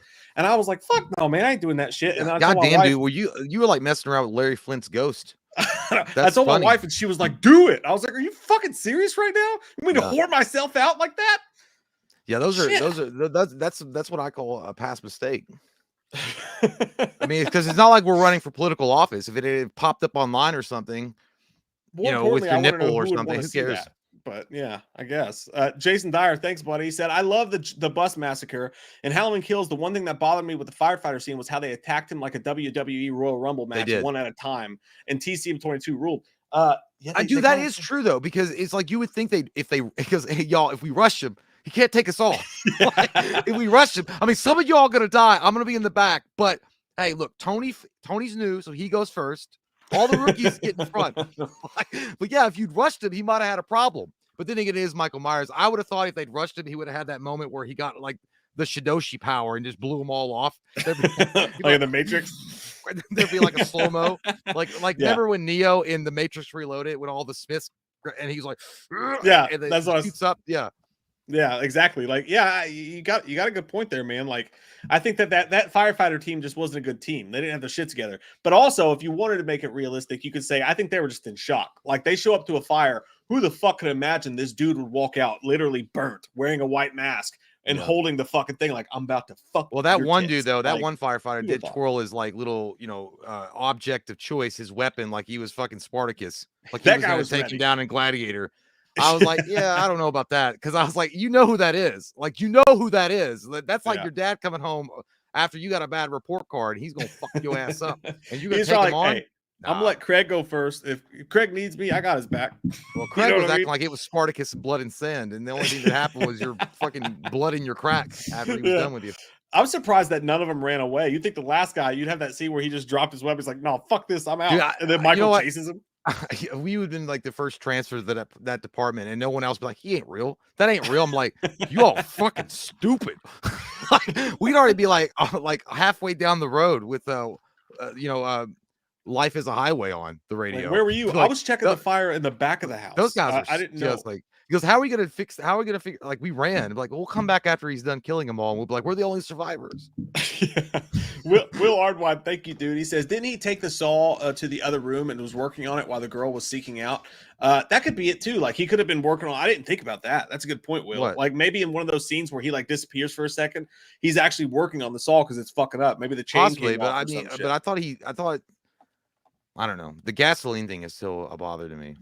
I thought maybe he was just doing it to fuck with them. But by the way, possible. I was gonna say, there. I think I don't remember. Sorry, the name that said that Leatherface's or the Texas Chainsaw Massacre's mask is the chainsaw itself. But what about the sledgehammer, the mini sledgehammer? Because he also used that in conjunction with that saw. And you only saw it for a minute. Now, the thing is, I will say another thing about the Texas Chainsaw Massacre remake is, or I'm not the remake, but the 2022 is, it's kind of weird. He threw a fucking sledgehammer at that Jennifer Grey lookalike and it hit her in the fucking chest. There was no blood. Yeah. There was no damaged lungs. There was no collapsed chest cavity. If someone throws a mini sledgehammer at you with the strength of, and he's strong of stupid, 10 stupid people behind it, you are going to have an issue, like at least a collapsed lung. And there was I thought, at first I thought it was a hatchet. And I was like, somebody fucked up because I thought it actually impacted. I thought she was dead in that scene because you hear it go boom. I thought it like actually got stuck in her chest. Knocked her ass down those steps though, but Yeah, that's Leatherface's theme song though. It's the Jackass song. If you're gonna be dumb, you gotta be tough. I feel like that's what the Birkins should do right there. Leatherface's theme song should be Jupiter's butt crack was all I could see. That to me is like a theme song. Daniel Flores says, so we were watching it Saturday night. We ended up eating edibles and got high and passed out. LOL. Hey man, look, I've never done edibles. I have too much medical anxiety, but We'll do it. If I was going to do edibles, the last fucking movie I would watch would be Texas Chainsaw Massacre, man. I would watch like Anchorman or some shit. You know what I mean? Yeah. Probably good thing you passed out. I think if I did edibles, dude, yeah, I got to go rated G for all audiences, YTV. I'm going to watch fucking Bob Ross. Yeah. I'm just going to relax. I would you know what? Maybe I would eat edibles and watch Bob Ross and feel like I painted the picture that I'm seeing on the TV. Like I'm like, I painted that. I'm jealous, man. I wish I could do edibles. I really do. I could. I know it's a body high though. I've never done it. I've never done I've never eaten a pot brownie or any of that shit. I know it's more of a body high, but I just don't want to do it because I can't even smoke weed, dude. I get paranoid and shit. I feel like John Nash in A Beautiful Mind. Like I start hearing people and I start imagining things. I did it one time a few years ago at a Halloween party and I thought everybody was mad at me. I just kept washing the dishes for no reason. And then Mike walked by. I was like, why is everybody mad at me, dude? Like, I don't know what I did. He was like, what are you talking about? No one's mad at you. He was like, no, everybody's mad at me. Like, I'm literally doing the dishes and I'm trying to maintain a cleanliness and everybody's pissed. I'm like, dude, no one's mad at you. Yeah. It's the same thing for me, dude. I start feeling my breath and I'm like, anything that fucks my breath, I can't mess with. You ever tasted your own breath? I can feel my hair growing. It's so heavy. Cameron Gavion, I've never seen you in here before, man. Welcome. He said if Jay would have been in the film, his lookalike would have lasted longer or survived and got the lead actress out of there, and I could see him crack some funny ass joke with the final death scene and Sally. I could see that too. Which one would you save though? Like if you had to save one of those actresses, which one would you save? I'd have saved the blonde who died in the beginning. She's the only one I liked. I'd have saved Richter and said, "Fuck those bitches." Yeah, maybe. I was getting out of there. I was like, hey man, you're the one that makes sense around this town. you know the insides and the outsides of Harlow. You know what he's doing, and they're useless little assholes from San Francisco or some shit. Yeah. Fuck that.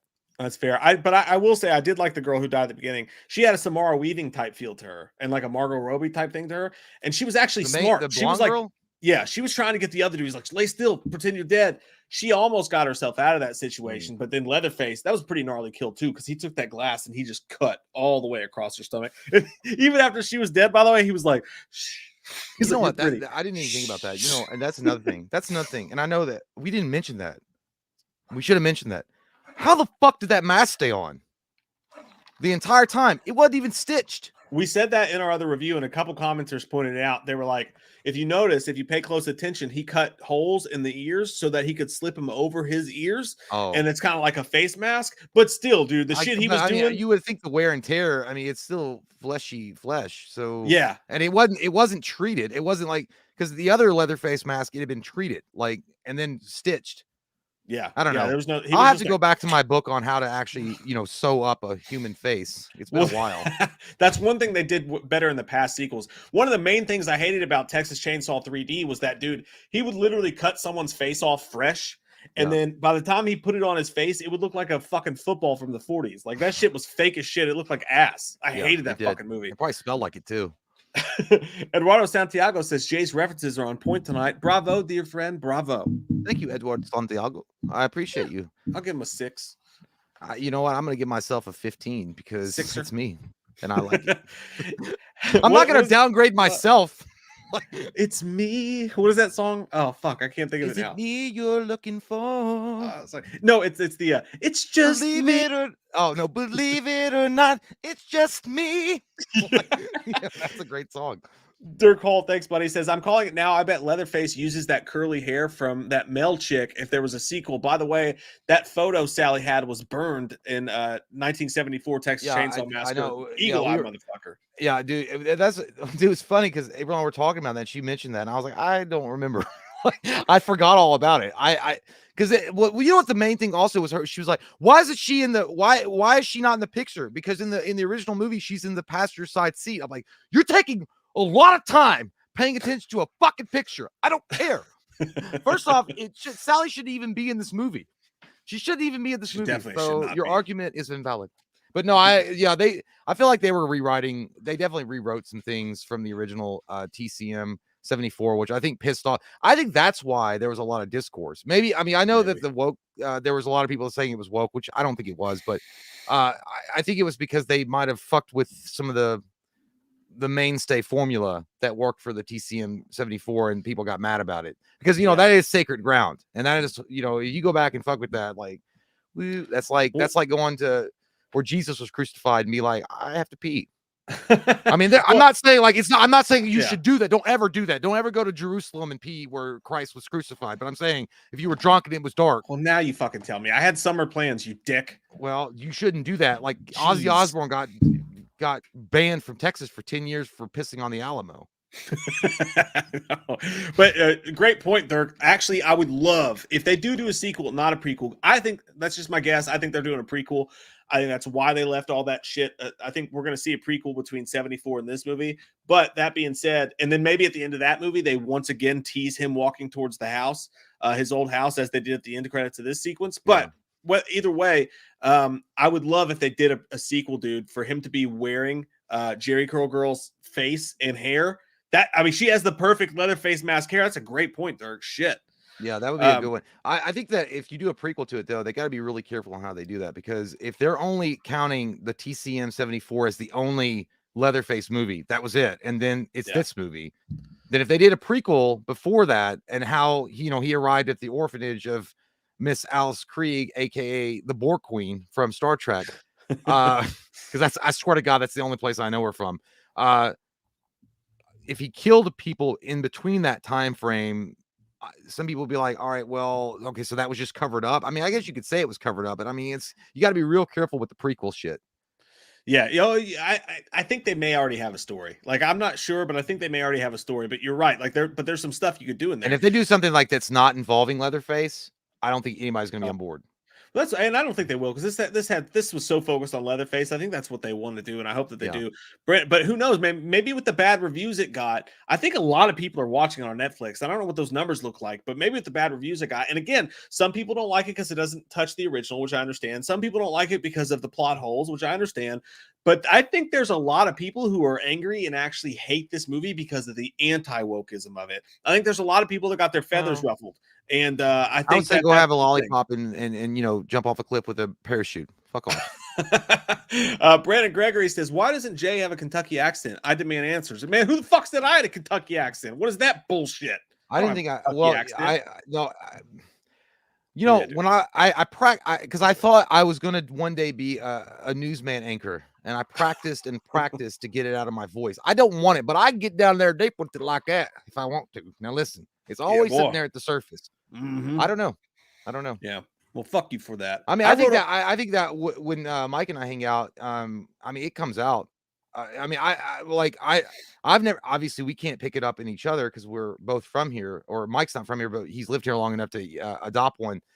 I guess certain words might have a twang now and again if I say certain things, but and it's not just that. Even before I moved to Kentucky, when I was like 8 or 9 years old, but even before that, we were a horse family, and barrel racing and all that shit like that. So even before that, North Carolina, Virginia Beach, like we always spent our time around like the cowboys and shit like that. So I've been around people who talk like this my entire life. So it'd be a shock of shit if I didn't pick up some of it. I'm sure I do. Well, I don't notice it, but also my heroes were, Walter Cronkite. So I just picked up friends. That Walter Cronkite. Jason Dyer says, serious question for Jay. Who had better eyebrows, Melody from TCM 22 or that girl you went stripper soaker in her eye? Stu lives, and hashtag more Scream for Jay. More Scream is not going to happen. I am going to watch Scream 5 though. I do plan on that whenever it comes to streaming. So I don't know, because I looked that up today and it's still not going to give me a definitive answer. Huh? It'll be on VOD March 1st. It'll probably be like $20. Okay, well then there you go. I'll give you the review on that, or I'll give you my thoughts anyway. As far as better eyebrows, when I hawkeyed that hoe's eyeball, she had it at first. Better eyebrows maybe, but after that was done, this girl in the TCM 2022 has better eyebrows overall. I'll tell you what, the girl in TCM 22 definitely had better teeth, or more teeth, I would say. Dude, I'll tell you what. Yeah. Hey, listen. I really don't want to talk shit on her because she really didn't do me any wrong. So I don't want to do anything like. Yeah. But I will say, Definitely this had bitch could Pennywise eat. teeth though. This bitch could literally eat a stick of corn on the other side of a fence. Like, I mean, you know, and like, you know, I don't know. I just, you know, it's like one of those things where you look past someone's physical appearance and you find love. Like, I feel like I was in an episode of Shallow Hal if it was made for TV, and I was just trying. I saw something, and then I was wrong. And then when I look back, well, yeah, listen. How about when I kissed her, I kissed a lot of teeth rather than lips.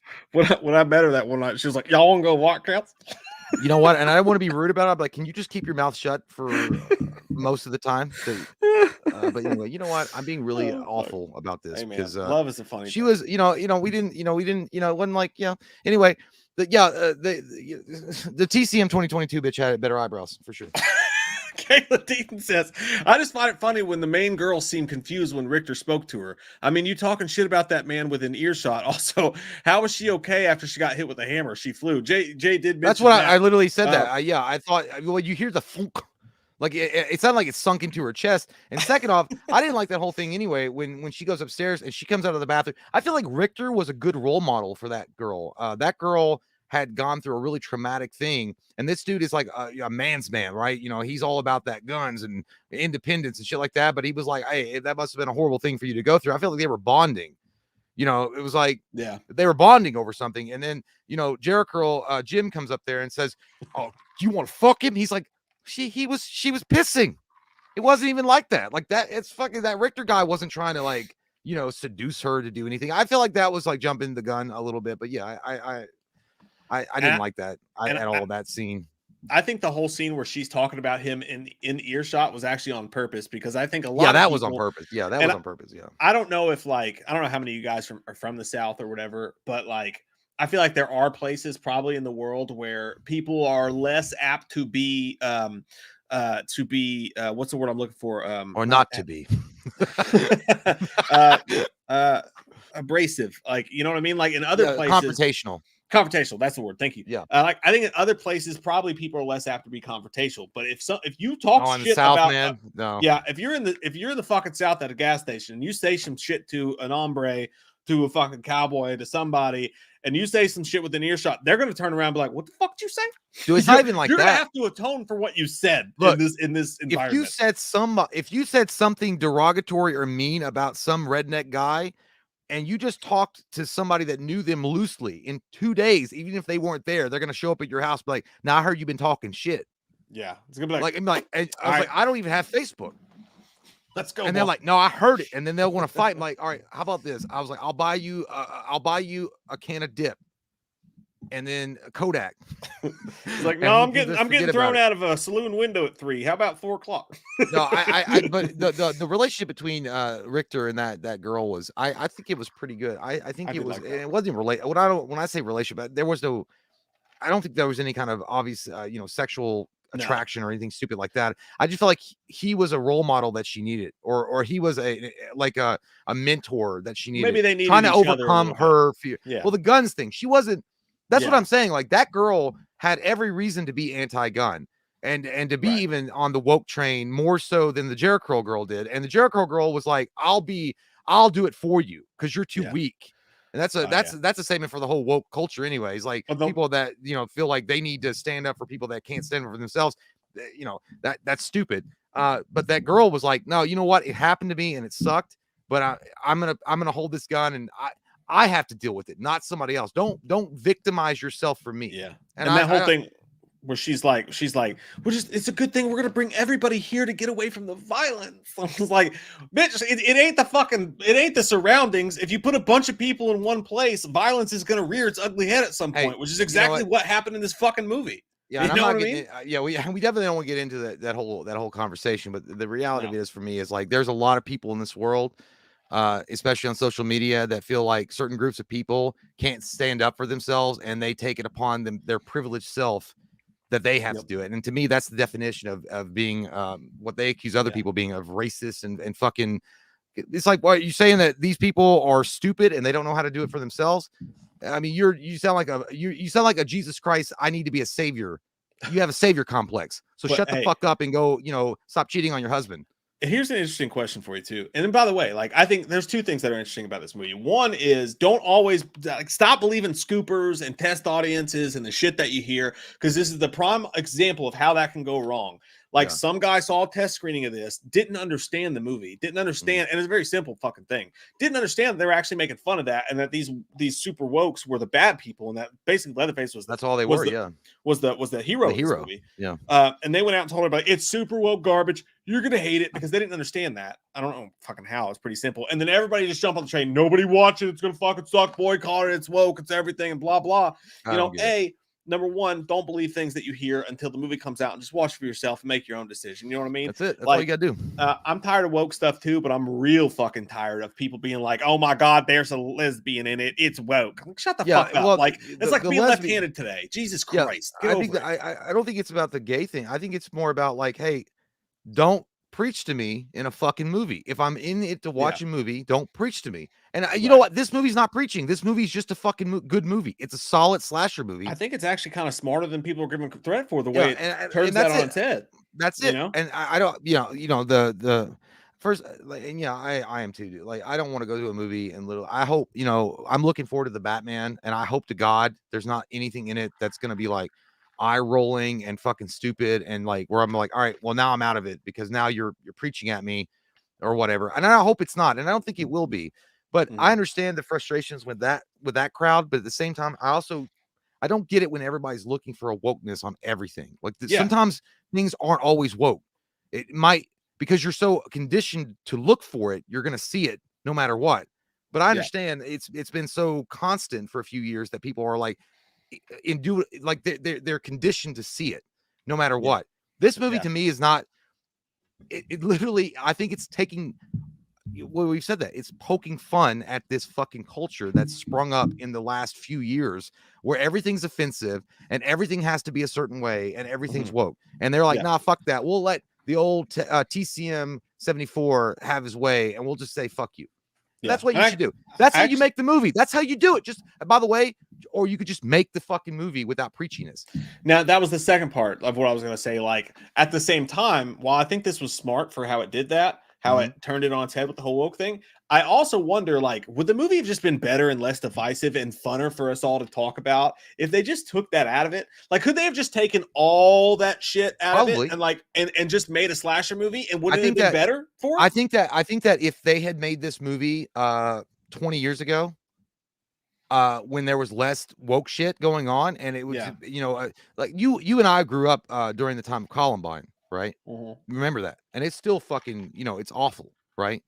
But that was like, if they had made it 20 years ago and it was about a girl that had survived gun violence at her school or school shooting, and then had gone on this trip down through Texas and had to confront certain things, nobody back then would have thought twice about being like, oh, probably would have rallied behind it. Yeah, I'd be like, you know what, it's that sucks, and we get it, that's it would have been more of a united, be like, there would have been no like, oh, it's woke, it's not woke. Now, so you can't be against school shootings without being a member of the fucking NRA. Like, you know what I mean? I think has happened is that, and it goes for the left and the right. I think that these political groups have come in and they've trivialized fucking everything. They've taken common sense and they've butt fucked it to a certain degree where nobody can just be like, hey, that's normal common sense. That I would be, be like, yeah, I'm totally for that character, but that has nothing to do with my particular viewpoint on guns. But I sympathize with that character, and that's terrible what happened. I feel like everything's trivialized now, and it's either you're with me or you're against me. I've seen Revenge of the Sith. Exactly. I've seen Star Wars. Okay. And one person, only the Sith talking absolutes. So, and that motherfucker died on a hill with his legs cut off and his arms. So let's not be like Anakin Skywalker. But yeah, it really is. It's just so strange and crazy to look back on movies the way they used to be in 20 years. Like, yes, as far as like, if they had taken that plot point out, if the girl had the school shooting thing had never happened, if they I don't think it was the school. Like, I think the school shooting thing was just. Well, fine. I mean, the gun. I'm just talking about the gentrification stuff and all that. Or well, whatever. The movie would have been fine. I mean, and you know what? Honestly, I'd been like, but I feel like they did it for a reason. They were trying to tell their story. And maybe they wrote it that way. And if I always feel like give creative license to the person that writes the fucking story. If the story is in, okay, for example, if I wrote a story and the story is about an anti-gun, lesbian, fucking Trump hating chick, and that's her whole fucking story. Okay, I wrote the character that way. But if I'm on the opposite side, I'm like, all right, well, she hates fucking Biden, she hates woke motherfuckers, and she's gonna shoot and kill everybody that this. Then I write the character. Just give the creative license to the character, to the writers. They write the characters the way they need to write them, and don't come in with corporate overlords and saying, "Oh, but it sounds better for Coca-Cola if you say that you're this way or that." Yeah, you're the problem. So stop. I would just say, at the end of the day, stop trivializing everything and stop preaching at people. At the same time, though. At the same tone, though, like if someone's in control of Batman, right, but they have far right or left views, you definitely don't want them to take a character that's never been about that and force hand all that shit into that. Yeah, no, 100%. And I don't. It falls on either side. I don't think the left or the first off, your political points, who you fucking vote for. I don't give a shit what the fuck you do with your life. I don't care who you fucking vote for, and I don't care what your goddamn party is, and I don't care who you march up and down the street for. I don't give a shit. If you're in control of a franchise like Batman, just give me a good Batman story, you piece of shit. Like, that's what I'm saying. I don't care about your politics. Yeah. And if we could get back to that, then everybody could get it. You know what? Then everybody could get to around the water cooler at work and have one thing that they could come in like they could actually have in common. Hey, man, did you like that movie or not? Yeah, but then again, it's working out for him. I think it's actually working out for him. I would say it would be a better movie if you didn't even have to touch on the woke stuff. I don't even like talking about it. But at the same time, like, it's working for him because everyone's talking. There's a discourse. You hate it or you love it. And that's probably the best thing for word of mouth for a movie. I bet this thing's doing crazy fucking numbers on Netflix. I think, well, I bet hopefully they have more balls than HBO Max and they release those numbers, because they won't release those numbers for Zack Snyder's Justice League. Yeah, it's true. All right, we're super behind in super chat, so we'll try to get to these guys. Sorry about that. Eclipse Seed, this is just good conversation. You get into stuff and you like talking. I love it. I don't care. I need to try it first.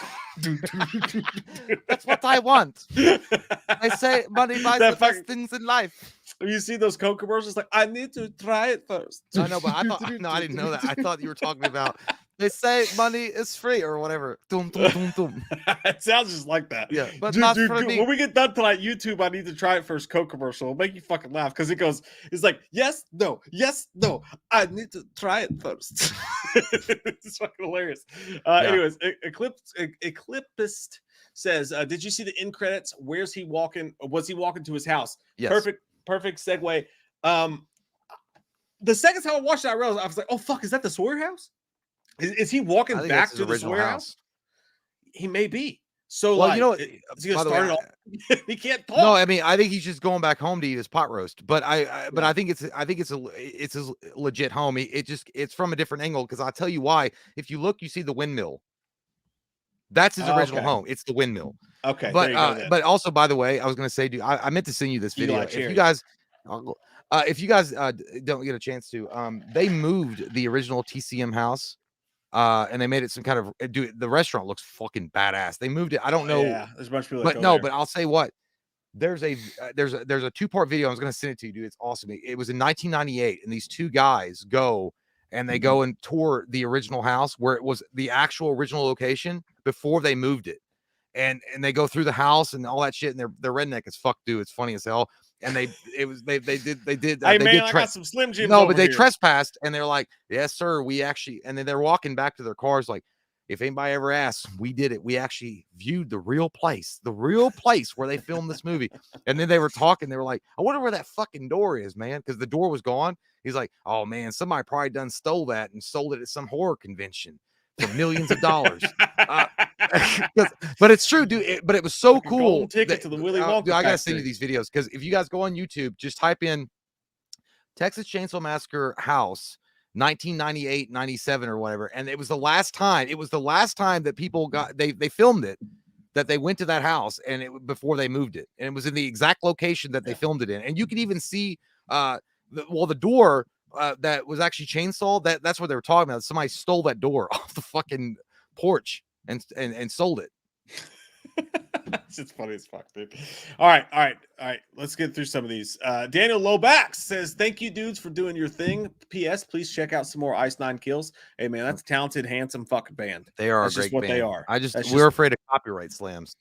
Greg Harris, the beautiful son of a bitch. Greg Harris, amazing human being, by the way. He's a great guy. We both do. My girlfriend Amanda has pink eye from flicking my bum hole. Wish her well." No, hey, that's right. Hey, you're right out in the open on that one. That's all right. That's all right. We're in a telltale time. She took you to Pleasure Town, and now she's paying the price. I feel like we're at an AA meeting, and Greg was the first one that volunteered personal information. I like that. That's all right, man. Get her some azithromycin or whatever that fucking shit is. Just rub that shit in there. She'll be back to Pound Town in no time. No problem. Luis Nunez says, "Given what I saw in the movie, can we say Leatherface is supernatural? He was shot multiple times and cut up with a chainsaw." I mean, you could play with it. Going back to the original franchise, though, Texas Chainsaw Massacre 2, Dennis Hopper at the end of that movie literally puts the chainsaw through his guts. It looks like a fucking pumpkin, and there he is in the third one. But all that shit's confusing. Well, this discontinued all the sequels, so it's just the TCM 74. No, I know. I'm saying, like, but at the same time, like one of those shotguns, one of those fucking bullets hit the chainsaw. The other one clearly, because I rewound it, I was like, did he just take a fucking face shot or a chest shot? Hits him in the chest. I mean, hits him in the shoulder. So I think that's meant to be non. It looked like his stomach. He got no. When you watch it, he goes. The first one hits the chainsaw, and but he also had one to hit him in the back. Yeah. Well, and then the also girl in the trash can scene or the trash bags. Yeah, and he gets clipped here too. So it's that walking that line and it works better for Michael Myers because we don't know what charges. But like with Leatherface, he's just a fucking redneck. I think a way to really just like he put a fucking bulletproof vest on. He's too stupid to feel pain, man. If you're gonna be dumb, you gotta be tough. But maybe he did put a bulletproof. I mean, you could easily say that he put a bulletproof vest on. I just don't imagine him doing that. Like, was there just a bulletproof vest hanging around that orphanage? You know? Yeah, he always had one. He bought it on eBay. Hey, I disappeared, Jay. That shit was like $25, and you got a free blow pop with it. Yeah, I mean, I think he could have. I feel like he could have put a bulletproof vest on because that's the only way. The supernatural angle is not going to work for Leatherface. I think if you do that, you've changed too much of the original character. That you're going to alienate a lot of the hardcore fans. So I don't think they're going to go with that. But I can see what you're talking about. But I feel like it's going to be something simple explained as it was a bulletproof vest or that the bullets missed vital organs. I mean, it's a movie. So even if she shot him in the back, it could have missed a vital organ. And if he got shot in the shoulder, like you said, then it missed, it didn't do anything. And then the chainsaw to the fucking jaw, I mean, he's bleeding out, and I'm pretty sure that Leatherface doesn't know how to stitch himself up. So that's also a little bit of a concern because he could have been. Well, actually, out. I mean, shit, he probably does know how to stitch himself up. He's been all that time. Masks, he's good with the sewing needle. You know what I mean? So, but like, I get what you're saying. Like, I don't think Leatherface can be supernatural either. So they're really going to have to hone that in a little bit if they're going to do sequels for sure. But yeah, that's a great question, dude. That's a great point as well. And Wyatt Atley, thanks so much for the sweet super chat, man. Appreciate that. Says, I hope all is well for you and everyone else here. This film gave me faith for the future of the franchise. It has flaws, but Leatherface was intimidating and the kills were amazing. It was exactly what I wanted. Love y'all. Love you too, Wyatt. Hey, love you, man. Thank you. And I think that's what I took away from the movie for sure. I feel like it restored my faith in possibilities of them moving forward from the dog shit the last couple of movies they've done has been. I feel like this is a really good start for them, and I feel like they can only go up from here. So, yeah, no, that's a great fucking point, man. I think was it perfect? Fuck no, it wasn't perfect. Is it a classic? Fuck no, it's not. It's not. But it's still, I still think it's the third best of the entire franchise. Yeah, and I think I like the feng shui of the whole thing. I like the cinematography. I like the way it looks. I like what Leatherface is doing. I think it opened up the door for a neat future of the franchise. You know what? I'll tell you what it did. I don't think we could have hoped. I don't think we could have hoped for anything more than that personally. So I'm happy with it. Yeah, and I'll tell you what it did for me is like it made me want to go back and watch some other Texas Chainsaw Massacre movies. But every time I've watched it, I realize how inferior, they are compared to my favorite three, which is the original, the remake, and now this. Yeah, and I know a lot of people like the beginning. I don't like the beginning. they were trying to do so much with Leatherface. I feel like in some of these movies, where it's like, you guys missed the fucking point. You guys got so far off of what the original TCM was about. You guys missed the point. And then you guys went on a fairy tale adventure, and Jack Sparrow was there. I don't know. And you all got drunk on rum. The beginning's one of my favorite ones, but I do have a lot of problems with it too. So I'm not sure about my ranking again. I've got to do all that. But Anthony Fitzgerald says Leatherface versus Ash Williams, chainsaw against chainsaw hand. Who wins? I think if that's a movie, Ash Williams wins at the end of that. No doubt every about day, it, every day he's of the week. Clear-cut good guy. Yeah. I mean, besides, if you ever read the Freddy versus Jason comic books, Ash takes on Freddy and Jason and somehow winds up fucking surviving that. And he takes on two supernatural beings and still comes on top with his boomstick and his boom shakalaka attitude.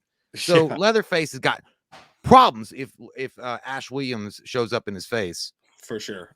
Gary says someone asked Gun Media who are making the TCM game if they would do Halloween, and they said at the moment they are only doing TCM and trying to do the Crow. So Gun Media has been working. If you follow it, they're great follows on Twitter. They've been trying to get a Crow game going. They have a whole idea for it, but they're obviously doing TCM. So I don't think if you're going to see a Halloween game, it's not going to be from Gun Media unless it's like far into the future for sure. Well, there's a guy on YouTube that's showcased. We actually reacted to his video game trailer, or I guess some trailer / gameplay of a Halloween game he was putting together. He's doing a really good job. It's just a fan game, though. It's not. But I'm saying, but I would give money to that guy and say, you do something with it. Gun Media, they're good guys, and they seem like they're, they know what they're doing. But if they're going into the direction of the TCM or the Crow, I would say that dude that's doing something on YouTube, he could benefit some, some backers and some money. I actually want to see what that guy would do with the studio backing, because that guy has done really good on his own. Yeah.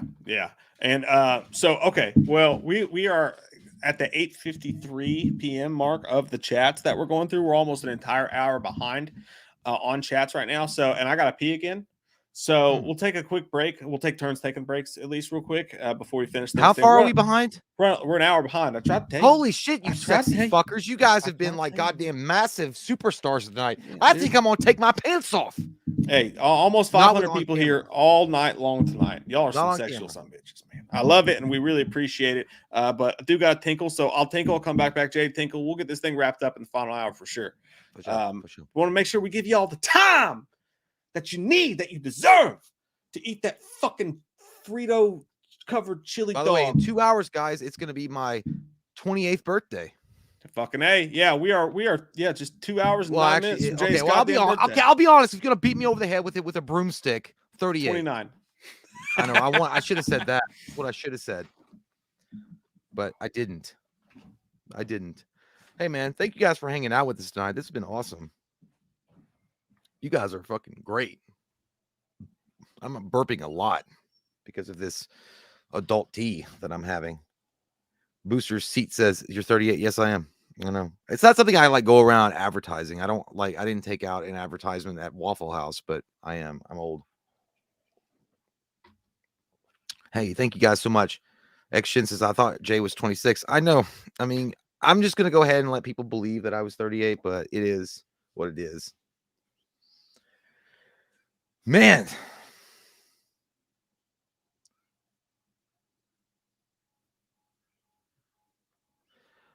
Sorry, I had a text message that I had to look at really quick, but it's fine. Legends never die. Say age it's just a number gay. I mean Jay. Yeah, but I know what you meant. Data Bayo says, can I get a Michael scream? Got the new Michael! I can't say it too loud because it's late. It's almost 10 o'clock, guys. Okay, calm down. Calm it down. The Mass Met. I appreciate you, man, what you just said. And I definitely will be sending you a Hallmark Christmas card in the mail. He says, damn, Jay, you're 38. You look a lot younger, buddy. That's because I had a haircut and my forehead is taking over most of my face, which is therefore distracting from the aging wrinkles that occur around my eyes. But I appreciate what you just said. That's a very, very nice thing. And I appreciate all you guys in the chat that are talking about the happy birthdays. We actually went out, I think it was on Thursday. Was it Thursday? my fiance is now sleeping. I think it was Thursday or Friday. What day did we go out with everybody? Friday. We went out Friday, and we celebrated. It was a good time. It was a good time. So definitely got a good little celebration in there. And tomorrow is going to be a hang back kind of day. I'm going to watch. Let me see. I've got a big day planned, guys. Okay, I don't even know how I'm going to fit it all in because it's a big day. I'm going to have Batman Forever, the Batman and Robin. God damn, I'm so fucking not looking forward to it. And then Batman Begins, because on Wednesday we're going to review all of that and put that up on the internets, the review for you guys to enjoy and pick apart, and it's going to be fun. But yeah, dude, I am. It's going to be fun tomorrow. The only thing is, I am not looking forward to Batman and Robin at all. I am not looking forward to it at all. 3 Sheets of the Wind says, I rank this new TCM as the 5th best. Whoa. Okay. I like it. I mean, you've gone a different way than me. I cannot follow you down this path, but I appreciate and respect what you said. I still think it's the 3rd best, but I understand. Jonathan Green says bat nibs. Yeah, immediately that's what you think of. And by the way, it's so weird because I think that George Clooney could have been a good Batman. I mean, specifically based on his performance in something like Dusk Till Dawn, where he's a badass. He's got his shit together. He's extreme. He's got that dangerous but innocent, vulnerable, good-looking side. I don't know. He could have done something really special with that role, but unfortunately, and I don't, and I think Mike feels the same way. I don't blame Joel Schumacher. I think that Joel Schumacher definitely had something to do with it as far as the final product that came out of Batman and Robin, but I don't think he had all of it. Like, I don't think all the responsibility should be on his shoulders. I think a lot of studio interference happened with Batman and Robin and Batman Forever, which caused that movie not to be successful. And they needed a scapegoat, and they blamed Joel Schumacher. I mean, Joel Schumacher did some amazing movies. I mean, you got to think about it. Like, look at The Lost Boys. What a fantastical movie. Look at Falling Down. Amazing. Okay, can we get an amen? He did some really good stuff, and then to imagine that he just shit all over the franchise of Batman is kind of absurd. I think he had a really good, solid idea in place, and then they decided to come in and studio it up and say, we need to sell cups to Burger King, so you need to make this a little bit more kid friendly. So I think that's what happened. To be honest. Music Man said WB just screwed him over. I agree. I think that's what happened. I think he was like, hey, I like the character of Batman. I want to stay on board. And ultimately he just went along with it. And I feel like that's why Warner hates Zack Snyder, because Zack Snyder would be like, suck my white ass ball when they told him what to do. I think that's what happened. And Joel Schumacher was just a shill. I hate to say, okay, because it sounds like an asshole thing, but he was a very much yes man. Zack Snyder was like, no, I'm not going to change my movie. Fuck you. I drive a Miata, and you all suck my dick. And then Joel Schumacher was like, hey, I drive a Ford Focus, and that's what I do. Yeah, but we were just talking about, like, how the studio definitely, and it's like, I'm not looking forward to watching Batman and Robin, but when I, as I got older and I started realizing corporate politics and bullshit like that and how they wanted to sell toys, definitely I feel like the studio was more at blame than what happened with Batman Forever and Batman and Robin to Joel Schumacher. Yeah. Well, and it's back in those times too. It was I think it was pretty much unheard of for that much money to be thrown at a superhero movie, so he probably felt indebted to do that. Now look at the fact that like, if you list the movies that Schumacher was involved with before Batman Forever, like I said, The Lost Boys, Falling Down, there was another one, a big one that he was involved with, that he directed, and I was like, there's no way that kind of caliber of a director would make such a fucking Fox 20th, a Fox Kids Network show, right? That, like, Batman Forever, like, it started there, and then Batman and Robin was a complete, it was pretty much the animated show, but even like more lighthearted than Batman the Animated Series. I'm like, what the fuck? Yeah, yeah. The animated series was darker than those movies. Yeah, so I was like, that was pure corporate greed. It was like, hey, let's push as many toys for Christmas as we can. Let's push like Burger King cups and advertisements and get kid friendly, Pizza Hut balloons or whatever. Yeah, for sure. And by the way, guys, Wednesday night when we get together, we are knocking out 3 of those because we're behind, so we're trying to catch up. We're doing Batman Forever, Batman and Robin, and Batman Begins. So those will be in-person reviews that you guys will see, and then we're going to go back to live streams for Dark Knight and Dark Knight Rises. I can't wait, dude, because it's gonna be crazy. It's weird. I feel like it's gonna be interesting because Batman Forever as over time, I've actually learned to appreciate it. I think I've actually gone the other direction. I used to like it more. Now when I watch it, I'm just like, oh, you're only there's saying so that much that's because I learned to appreciate it. You're only saying that now. Yeah, you are. Stop, liar whore. Oh, I like it. You know what? To be honest, I think I'd like it a little bit better than Batman Returns. And I used to love Batman Returns, but I think Batman Returns is too fucking off kilter and weird. Yeah. I mean, it's just like it's like a kid that always writes in his journal and hates his dad version of Batman. Emo, yeah. But all right, I gotta go pee. I'll be back. Okay. All right. So see, Joe 88. Thanks, buddy. He says, would you guys be down for a Jessica Biel TCM sequel, pull a Halloween 2018, but make it good? I liked Halloween 2018, Joe. One arm Leatherface set in the 90s. One arm Leatherface set. Yeah, because he got his arm chopped off by that butcher's block thing. So yes, absolutely. I think that could be great. And I think it's a beautiful thing with Texas Chainsaw Massacre, same way as it is in Halloween. Would you be able to pull in the mass audience for it if you went back to some random sequel and followed it up without going back to that's the test, right? Like, so we know that we can go back to the original Scream, Halloween, Texas Chainsaw Massacre. We know we can go back to the original movie and people can jump on board and understand that we're doing a requel. But when you're talking about going back to what if you did a sequel to Halloween 4? What if you did a sequel to the remake, a new sequel? Would people really be able, would the mass general audience be able to understand where they're at in the timeline? It would just take some really savvy marketing to make sure people are up to date with where they're at. If you did it right, you could do it with anything. And if they did do that, yes, I'd be into it. If you got Jessica Biel come back, do it. Yeah, I'd be into it. What I'd like to see though, and here's the problem, somebody else owns it now, right? Like whoever owns, I think it's, I don't know who owns Leatherface right now, but like who did this new one?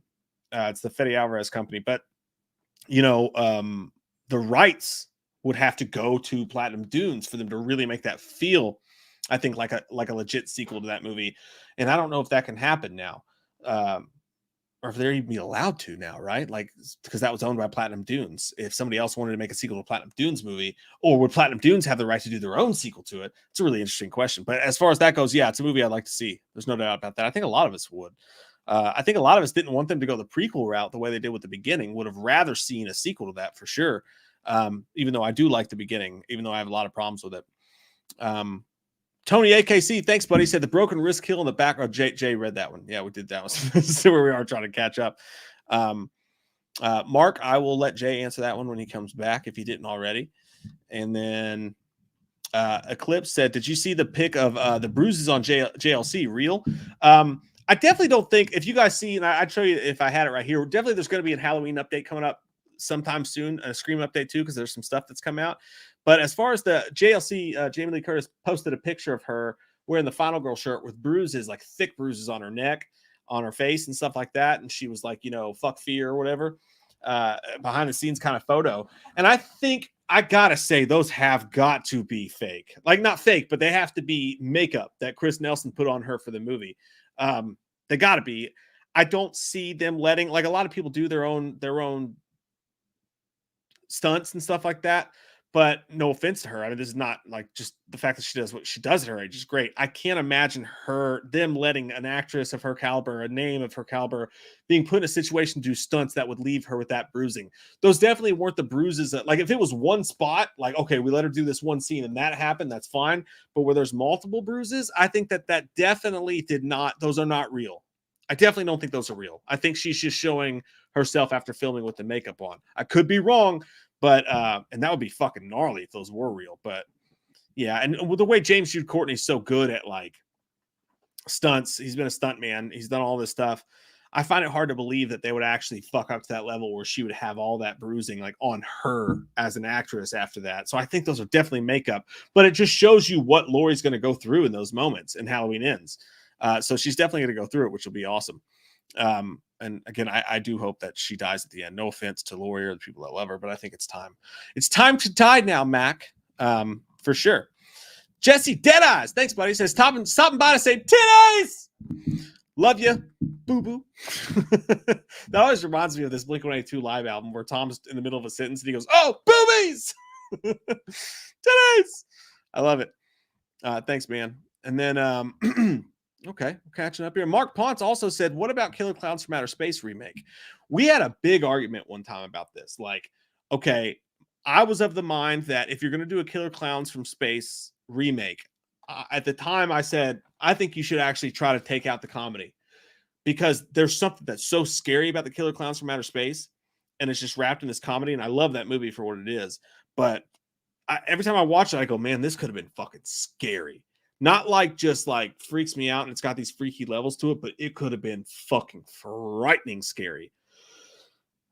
Everybody pretty much disagreed, and they said, no, if you're going to do a Killer Clowns remake, you got to keep it in the same vein, that same idea. I don't know if you could do that today. So actually, I'm still going to say I'd rather them, if they did do it, make it fucking scary and try to do a different take on it. Do something different, not just the same shit. But I'm definitely in the minority on that for sure. Hey, how'd you enjoy your pay, man? It was so good. Because I'm one of the living. And if we can't stick together... Hey man, that's one of Tina Turner's best fucking songs ever for Mad Max. Welcome to Thunderdome, bitch. Hit me again, Ike. And put some stank on it. Yeah, you gotta put some stank on that if you're gonna smack a woman. Put some stank on it.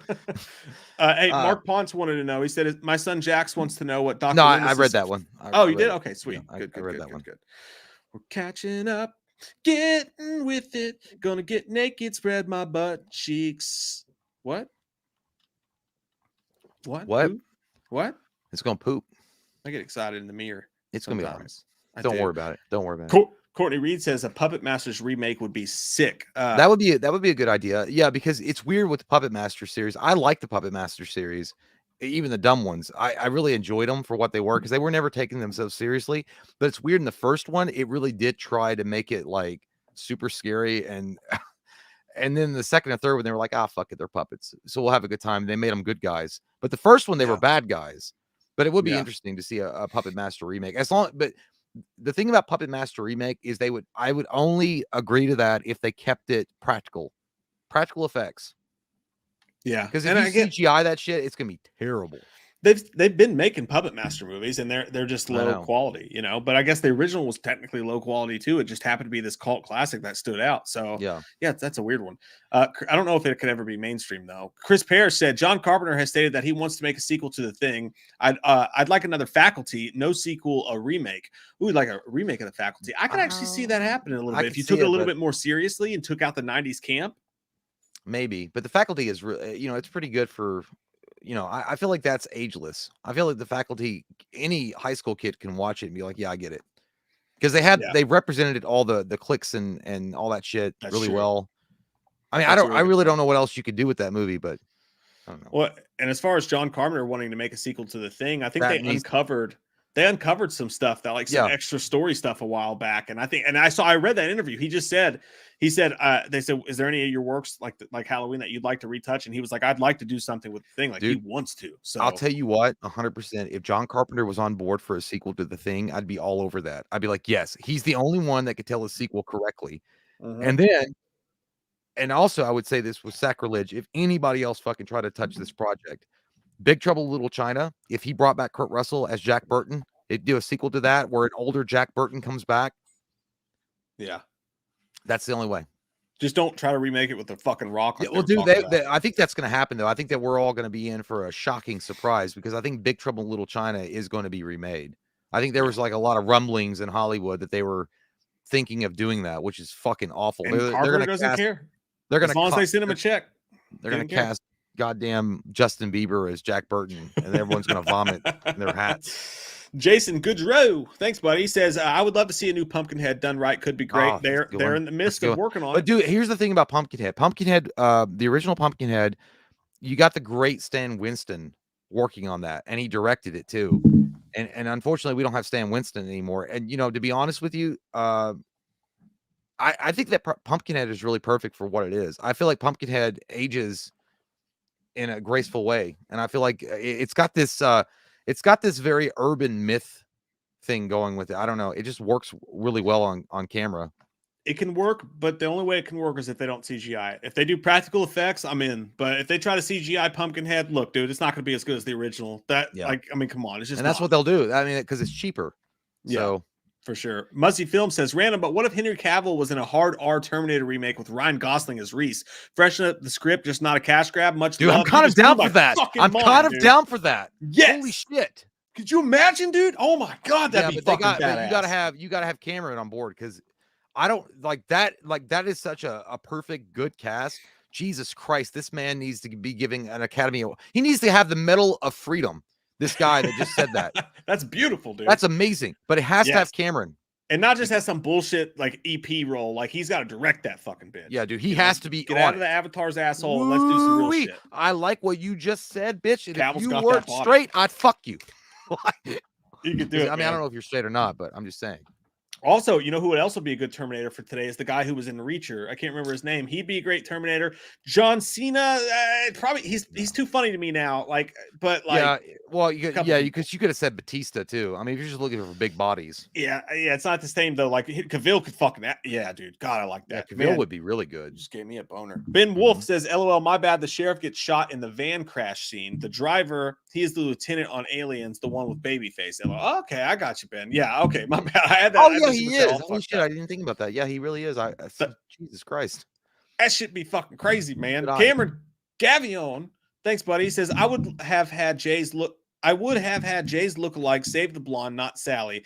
My daughter October Sky will be born in August, and I will have her watching you guys with her. That's a beautiful fucking name, man. Hey, October Sky. I like. Isn't that a Jake Gyllenhaal movie? It is a good movie too. It's a great movie, but I like the name. I do like it. That's beautiful. My oldest daughter's name is Memphis, so I'm all about like, neat, different kind of names, but like October Sky is beautiful, dude. I love that name. That's really good. That's really good. If I ever have a daughter, she's gonna be called Last Song.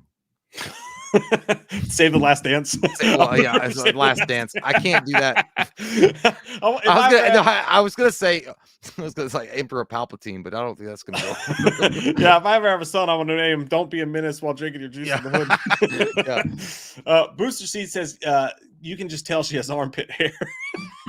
I'm not sure exactly who he's talking about, but Sally, probably Sally. Yeah, you definitely. Yeah, that bitch hadn't shaved since 1981. There's no doubt. Like, she could probably braid that shit.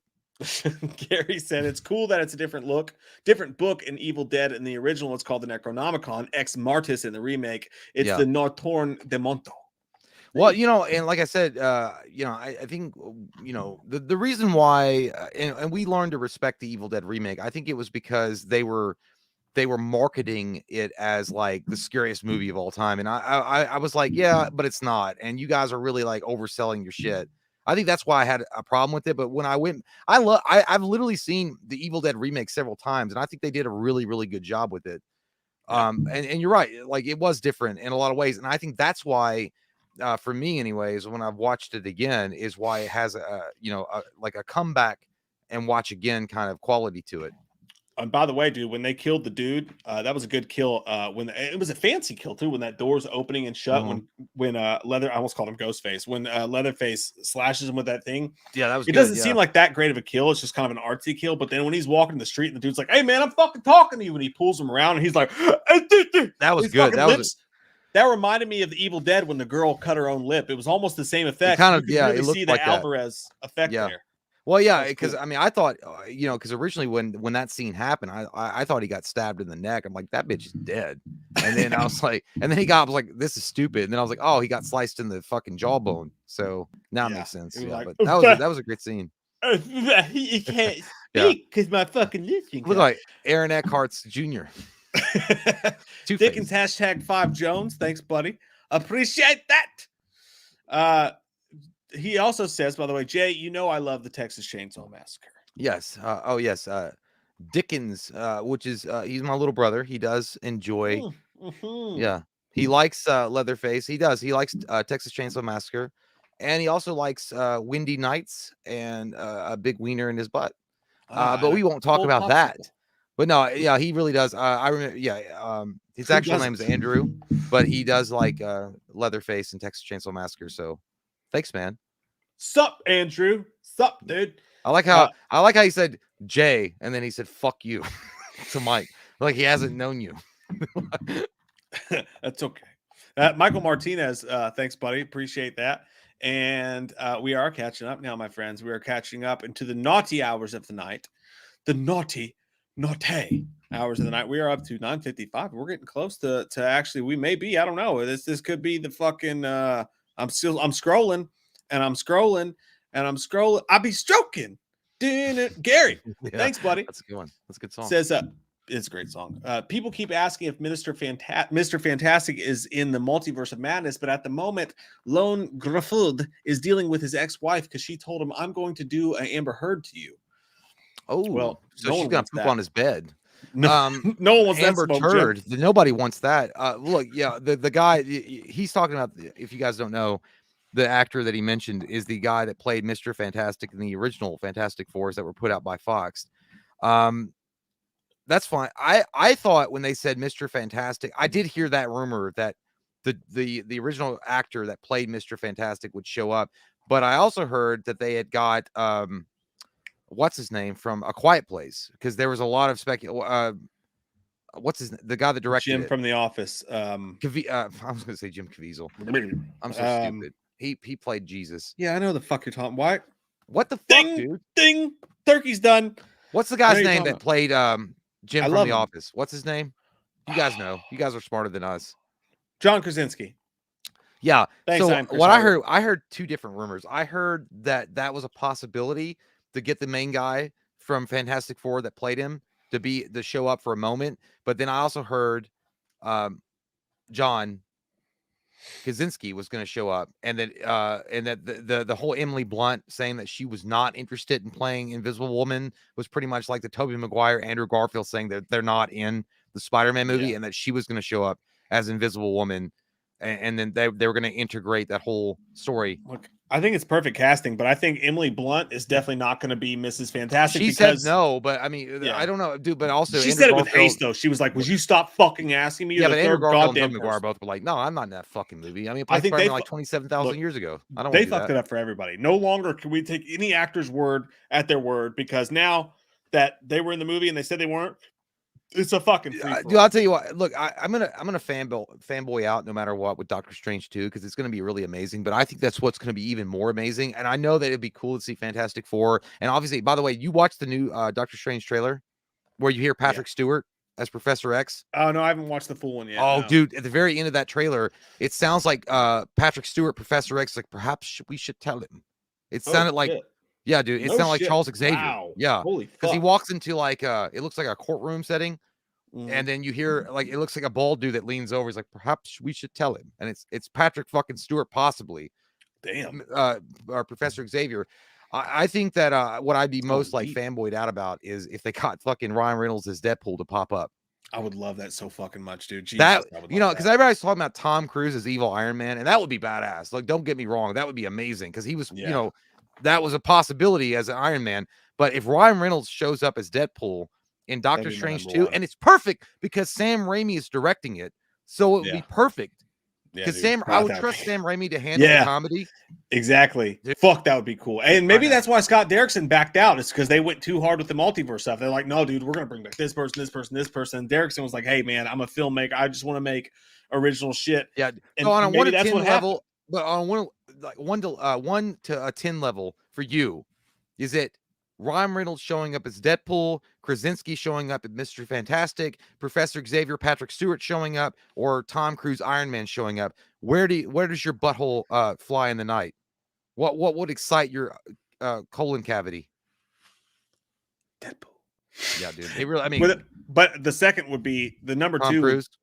Definitely be Tom Cruise would be fucking crazy. Dude, that would be crazy. They should, oh my god, that would be wild. But dude, I mean, if you see Ryan Reynolds, it'd be really cool to see Ryan Reynolds in a scene with Patrick Stewart, Professor Xavier, and be like, when the fuck did I get dragged in here? Like, or something like that. Like, I don't know. Hey, Deadpool's my favorite Marvel character, dude. Yeah, like, so that's obviously gonna be my number one, but like, fuck, that'd be crazy, man. As long as like they let him be Deadpool, like they don't nerf him or anything. Dude, I can't, to be honest, and I think the Batman is gonna be the best movie of the year. I know. Me and Courtney Reed are gonna go stand on the hill together, and we might die on this, but Doctor Strange 2, if they do it right, yeah, it might eclipse what Spider-Man No Way Home did. Good. I love Sam Raimi. Not a huge fan of Doctor Strange, but I do love fucking Sam Raimi. But Sam Raimi knows how to make those movies. Yeah. Without corporate interference. And he did Spider-Man 1, really good. Spider-Man 2, one of the best superhero movies of all time. Yeah. Yeah. And I love Sam Raimi, dude. I even love fucking dig my hell. Fucking dig me out of grave the hell biscuit. Fucking titty grist biscuit. Sounds like you're having a stroke. Dark my hole. Dig my dick. Fucking what's the name of that goddamn movie? Drag Me to Hell. Yeah, I even love Drag Me to Hell. Drag Me to Hell is really good too. Love that movie. Underrated. Yeah. Kayla Deaton. Hey, Kayla, what's up? She says, I love how on the bus Leatherface just throws a leg. I watched that today and I thought that was funny as fuck. They pan back to him and he's like, get the fucking leg out of here. Fuck y'all. Yeah. That was great. And by the way, that actually happened in real life in some way. Apparently, and these were piece of shit cops, by the way. And I'm always pro cop, I'm pro blue, but at the same time, these guys were pieces of shit in Long Island, dude. And it shouldn't be funny, but it is because of what happened. This dude literally had his fake leg ripped off and thrown in the back of the police car so they could fit him in the back of the car. Like this happened. Like this dude was stopped. I don't remember specifically why. I think he was peeing outside of a gas station, which by the way is guy code. If another dude is trying to hide his wiener and he's trying to pee, you don't bother him. Okay. True. They're trying to hide. Calm down. They're not showing their dick out. Don't charge them with a sex crime. They're just trying to pee. Yeah. But apparently he got the cops were called because he was peeing outside of a gas station. And when they came, he had one leg missing. They took his leg off so he could fit in the back of the police cruiser. That's fine. And you see him literally throwing it into the fucking back of the trunk of the police car so they could throw him into the back of the car. And I'm like, yeah, that guy should definitely deserves and definitely should win a lawsuit against the police department because that's kind of fucked up. But dude. That did happen in real life in some way. When you were talking about Leatherface throwing that leg, that actually happened in real life. It's not comfortable either, dude. I got put in the back of a police cruiser one time when I was at the biggest I've ever been in my life. And like, it was like, he had a bunch of, like, I don't know if he had a bunch of shit in the front seat or whatever, but he was like, man, he was like, you're too fat. You can't fit back here. Yeah. He's like, you're kind of a big dude. It's going to be a tight fit. He's like, I'm sorry about this, but because you'd be like, can I sit in the front seat with you? Yeah. It was like an Uber driver's like, nah, man, get in the back. That ride was so fucking painful, and I got arrested for the stupidest fucking reason. So even the cop felt bad. He was like, "Hey man, you like what's on the radio? You want to switch it?" I was like, "Dude, you and I both know I shouldn't be in this fucking car right now. I don't care what you play on the fucking radio." But I was so tight back there, dude. I was just like, Jesus Christ, that shit sucked. So, well, yeah, that happened, and look, like I said, I cops have a terrible job to do, and I respect the fuck out of anybody that's a cop, and all that stuff. But that was a real bad judgment call. I mean, like you can't rip off a dude's fucking leg to fit him in. It's not a Lego piece. So he's like, hey, he has one fucking leg. And by the way, those oxycodones that you confiscated from him, the reason why he probably is on oxycodone is because he has one fucking leg. Yeah. So pretty it obvious probably hurts situation a little bit. Yeah, so. Dude lost his leg. Let him take a fucking piss. Yeah, it's like, hey, right? you know what? I watched this other guy say, he's like, hey, maybe what they should have done is been like, hey, you know what? I just got another guy that didn't need them. Here's a couple extra for you. Here's a couple extra. Yeah, because I know medication's expensive. But anyway, Kayla also says, I don't know where the fuck we went. Kayla also says, what did you guys think about House of Wax 2005? I didn't like it. I didn't mind it. I thought it was pretty good. You know what? Honestly, I liked it so much because Paris Hilton gets fucking killed in it. But you know, to be honest, she's not a bad actress in that movie. Not the worst. Hey, she was great in the porn that she did. She was great in that. The Night Vision, Rec 9. Yeah, it's like that Chris Farley thing in Conehead. It's like I never seen a girl take a sandwich like that. She took that dick down like it was a fucking contest, and she won.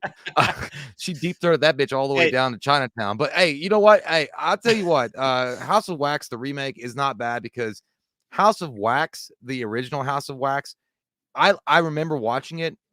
It's really, I mean, it's all right, but it's not as, I mean, people like have good memories of it, but I don't think it's that good. I really don't. I mean, it's, we've had this discussion before about Texas Chainsaw Massacre Part 2. A lot of people have these like nostalgic feelings for it and they love it and they always defend it and they think it's so good. I feel like that's the same thing with House of Wax. The original House of Wax was okay, but it's also really bad too. So I remember the ending set piece was cool because everything was dripping and goopy and shit, and that looked awesome. But like the movie as a whole just didn't. I didn't like anybody. I don't remember very you should well. You should watch the original, dude, because you'd be like, "This is even." I've never seen the original. Yeah, I never seen the original. It's not that good. I do know people love that movie though. Lost River Driving. Thanks, buddy. He says, Mike and Jay, been a fan since the beginning. Love your guys' thoughts on Texas Chainsaw Massacre. Two things. Can I get a goddamn you? And we'd love to have you on the Unida Horror Podcast. Unida. It sounds like it's from Wisconsin. Unida Horror Podcast. Sometime to pick your brain. So Jay, can you give as Loomis the Lost River Drive-In or Unida Horror Podcast a goddamn you? Yeah, I will. Goddamn you, Unida Podcast Central bullshit. And you will never have me on that because you sound like an STD. Thank you so much, Unida. Say, hey, I went to the doctor yesterday. Yeah, what'd they say? I got Unida. It's an STD of the colon hairs. The colon hairs. Not even the colon itself, but the butt hairs around your colon. I've got that. Thank you so much. And goddamn you. Hey, we're going to get the fuck out of here, guys. It's been a night. Yeah. By the way, we really appreciate I just wanted to say we appreciate the the super chat. I was just being an asshole. We'll work on something and you know, see if we can make that happen, but appreciate it. Dudes, almost over 400. We were over 500 for a while, almost made it to 600 chats on just a random Monday night Texas Chainsaw Massacre spoiler stream. You are some special fucking people, man. We really appreciate you. And they really love Texas Chainsaw Massacre. Yeah, you do. And more content coming for that. Obviously, there's still the 3D review that's coming out. It's been filmed already. Some people love that movie, so they're not going to like my opinion on that. The ranking. What'd you say? Did you say it sucked balls? I said it was pretty good. No, you didn't. No, I didn't. I did not do that. I know you didn't, because I remember we did that review when we saw in the theaters. Oh, fucking bad, dude. Fucking horrible sauce. Jesus Christ. That should be out tomorrow, by the way. I was going to put it out today, but I can't film Leatherface while my kids are home because, you know, if they walk out and see me in that costume, it's probably going to scar them for life. And it was President's Day. Fucking, there's like a holiday every other goddamn day, it seems like. I remember specifically, we went to the movie theater and saw that. It was 2013 when that came out. And we had just started the channel in 2012. Yeah. And holy fuck. Yeah, when they like, get the chainsaw, cuss. Like, oh, bullshit Oreo fuck. But we will not see you guys live again until Saturday night. So if you are in the top 2 tiers of Patrons, we'll see you guys Saturday night. Come on Saturday, y'all. Come on, sign up. Come on. There's gonna be look, but up now through March, man, we got the finishing out of the Texas Chainsaw stuff. We've got a fuck ton of Batman coverage stuff that's coming to your butts. Yeah. And it's going to be a great time. We love you fucking guys. But by the way, hey guys, seriously, we'd like to see all you guys here. If you guys want to, man, come on into the Patreon stream on Saturday. We love to see y'all. We all gonna have a good time. We're gonna do some cornholing. We're gonna cornhole a little bit. And then we're going to do some movie trivia a little bit. We're going to drink some beers and talk about hot women and hot men. Yeah, it's like that's what we do around there. All right. Ain't no gayness about it. It's just the way that it is. That's America. Do it for Jay's birthday. Happy fucking birthday, dude, in an hour and 33 minutes. Yep. My birthday is coming up. I'll be a strong 38. I never thought I'd see the day because I've been drinking a lot and I thought 38 would be my death day. Hey, buddy, but it's my birthday. You made it. You made it. Cheers, dude. I feel like I made this thing when I still had Facebook. It's like, it's my 111th birthday. Like, I swear to God, in today's age, when you're 38 years old, it makes you feel like you're 111 because of all the bullshit that's going on in the world. I mean, the Russian shit, the fucking pandemic shit. I mean, can we get like a year of be like, Everything's fucking kosher. Everything's cool. Just have a good time. No problems. Smoke this No weed. problems at all. Hey, and we celebrated the other night. We went out to now what we said, guys, we said we're gonna have a nice grown-up adult time. Hey, we're gonna go to Shamrocks, which is our favorite Irish bar to drink and eat food at in Lexington. Delicious food, by the way. If you're ever in Kentucky, Shamrocks, Richmond Road. It's a really good place. Delicious.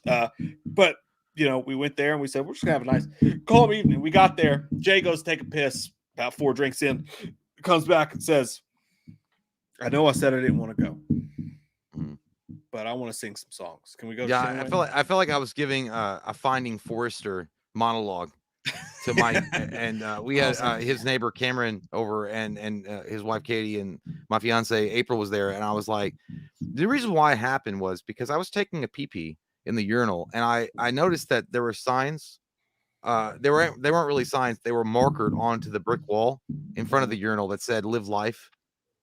Have a good time and shit like that. I'm like, hey man, you live one time. Your birthday comes around once a year. Fucking enjoy it, man. If it's your birthday, go enjoy it. Do what you want to do. Have a good time, because it's all going to end one day either way. I'm like, hey, I'm going to go out and sing some fucking songs tonight.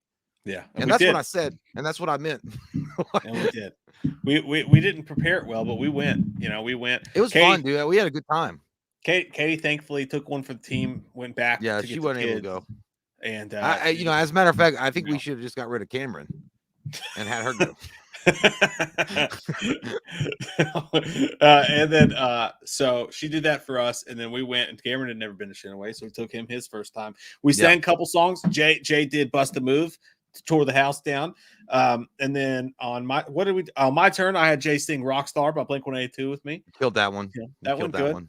And then finally to end the night, after talking to the bouncer about supernatural life stories, after having that was very old lady hit on us. That was a big one. Yeah. After by the way, this is a funny story. I went up to we're standing out there, right?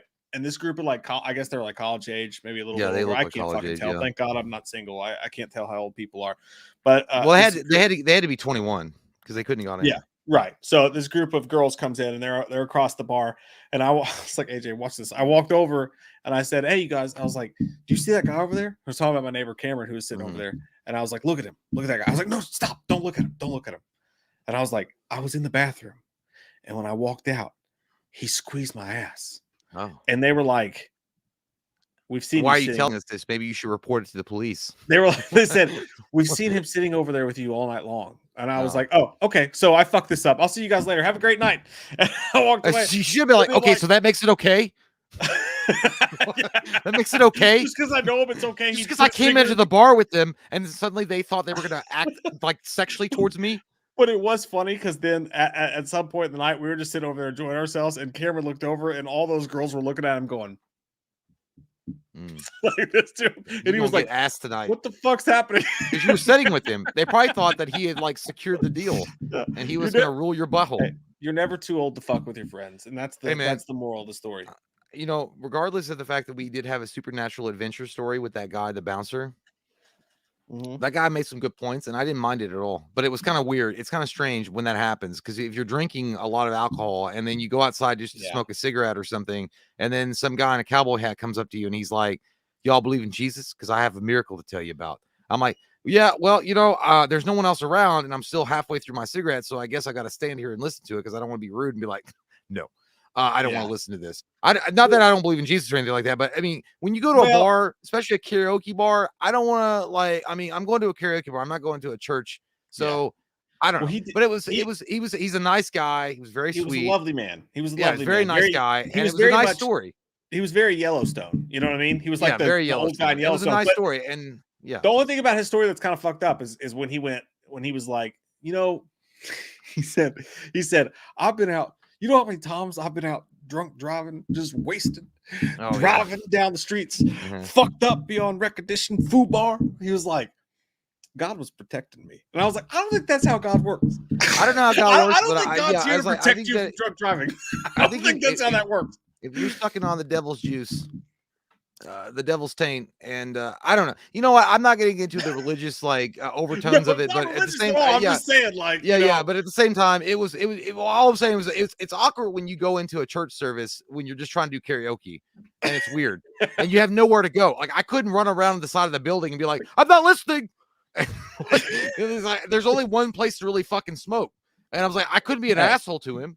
But at the end of the night, me and Jay finally got to sing again, and we did Forgot About Dre. Jay does the chorus, I do the raps. Got a lot of sideways looks when we started. When you start rapping as Dr. Dre, and they got a lot of words in there that a white man's not supposed to say, okay?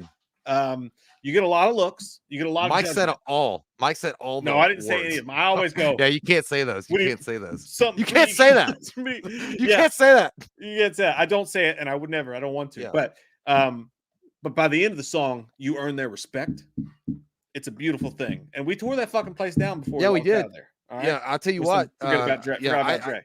There was a lovely group of African American ladies that I went over to, and I told them, I was like, hey, you guys were awesome, because they jumped the fuck up. Hey, when I did Bust a Move, them motherfuckers. Yeah, dude, they jumped up and they were like on the goddamn floor. They were dancing. They were, popping their rolls. And I'm like, I like that shit. And I don't, because everybody else is so fucking, fuddy duddy. And I'm like, and they got it. When I did Bust a Move, they were on point. I felt like I was preaching. And they were like down there. And they were, And then I told them, I was like, well, yeah, dude. And and when we did Forgot About Dre, they were all over. And then I told them, I was like, hey, I want you all to know it's my birthday and you all really made it really special. And I love you all. And they're like, baby, you did great. Woo. And I was like, I felt like I was coming home. I was like, I want some goddamn cornbread and fucking biscuits. Let's do it. I felt like it was fun as fuck, dude. They were cool as fuck. They would sing awesome. And we would support them, and then we would sing and they would support us. And it was a beautiful thing we had going with that table. Because there was some other fucking asshole that was whiter than fucking powder that came up there and did goddamn Shaggy. And he was literally deep throating the fucking. He didn't even do nothing special. He was deep throating the fucking mic, going, "It's all one that party when you sell young." And I'm like, you suck, dude. But dude, suck. Later in the night, they even went up and they did Korn, Got the Life. And he was like, boom, yeah, dude. This dude that was singing Shaggy literally looked like he fucked the pie in American Pie, but he wasn't as charming as the dude that actually fucked the pie. He was terrible. It was awful. But we had a great time. It was still a good time. Still a good time. Yeah. And then we came back here and had a few more brewskis and celebrated with Katie as well. So it was a team effort. It was a team effort. We celebrated your birthday and we did it right. And we did it right again tonight, man. Hey, happy birthday, buddy. Is what I'm trying to say. Thanks, man. Cheers to you. Cheers to all of you guys. Huge fucking crowd tonight. Really appreciate you guys. We're lucky to do what we do for a fucking living, man. It's a beautiful life and we love you. And lots of shit coming. Y'all have a great fucking week. See you guys. Love you guys. It's a beautiful life. It's a beautiful life. Bye, guys.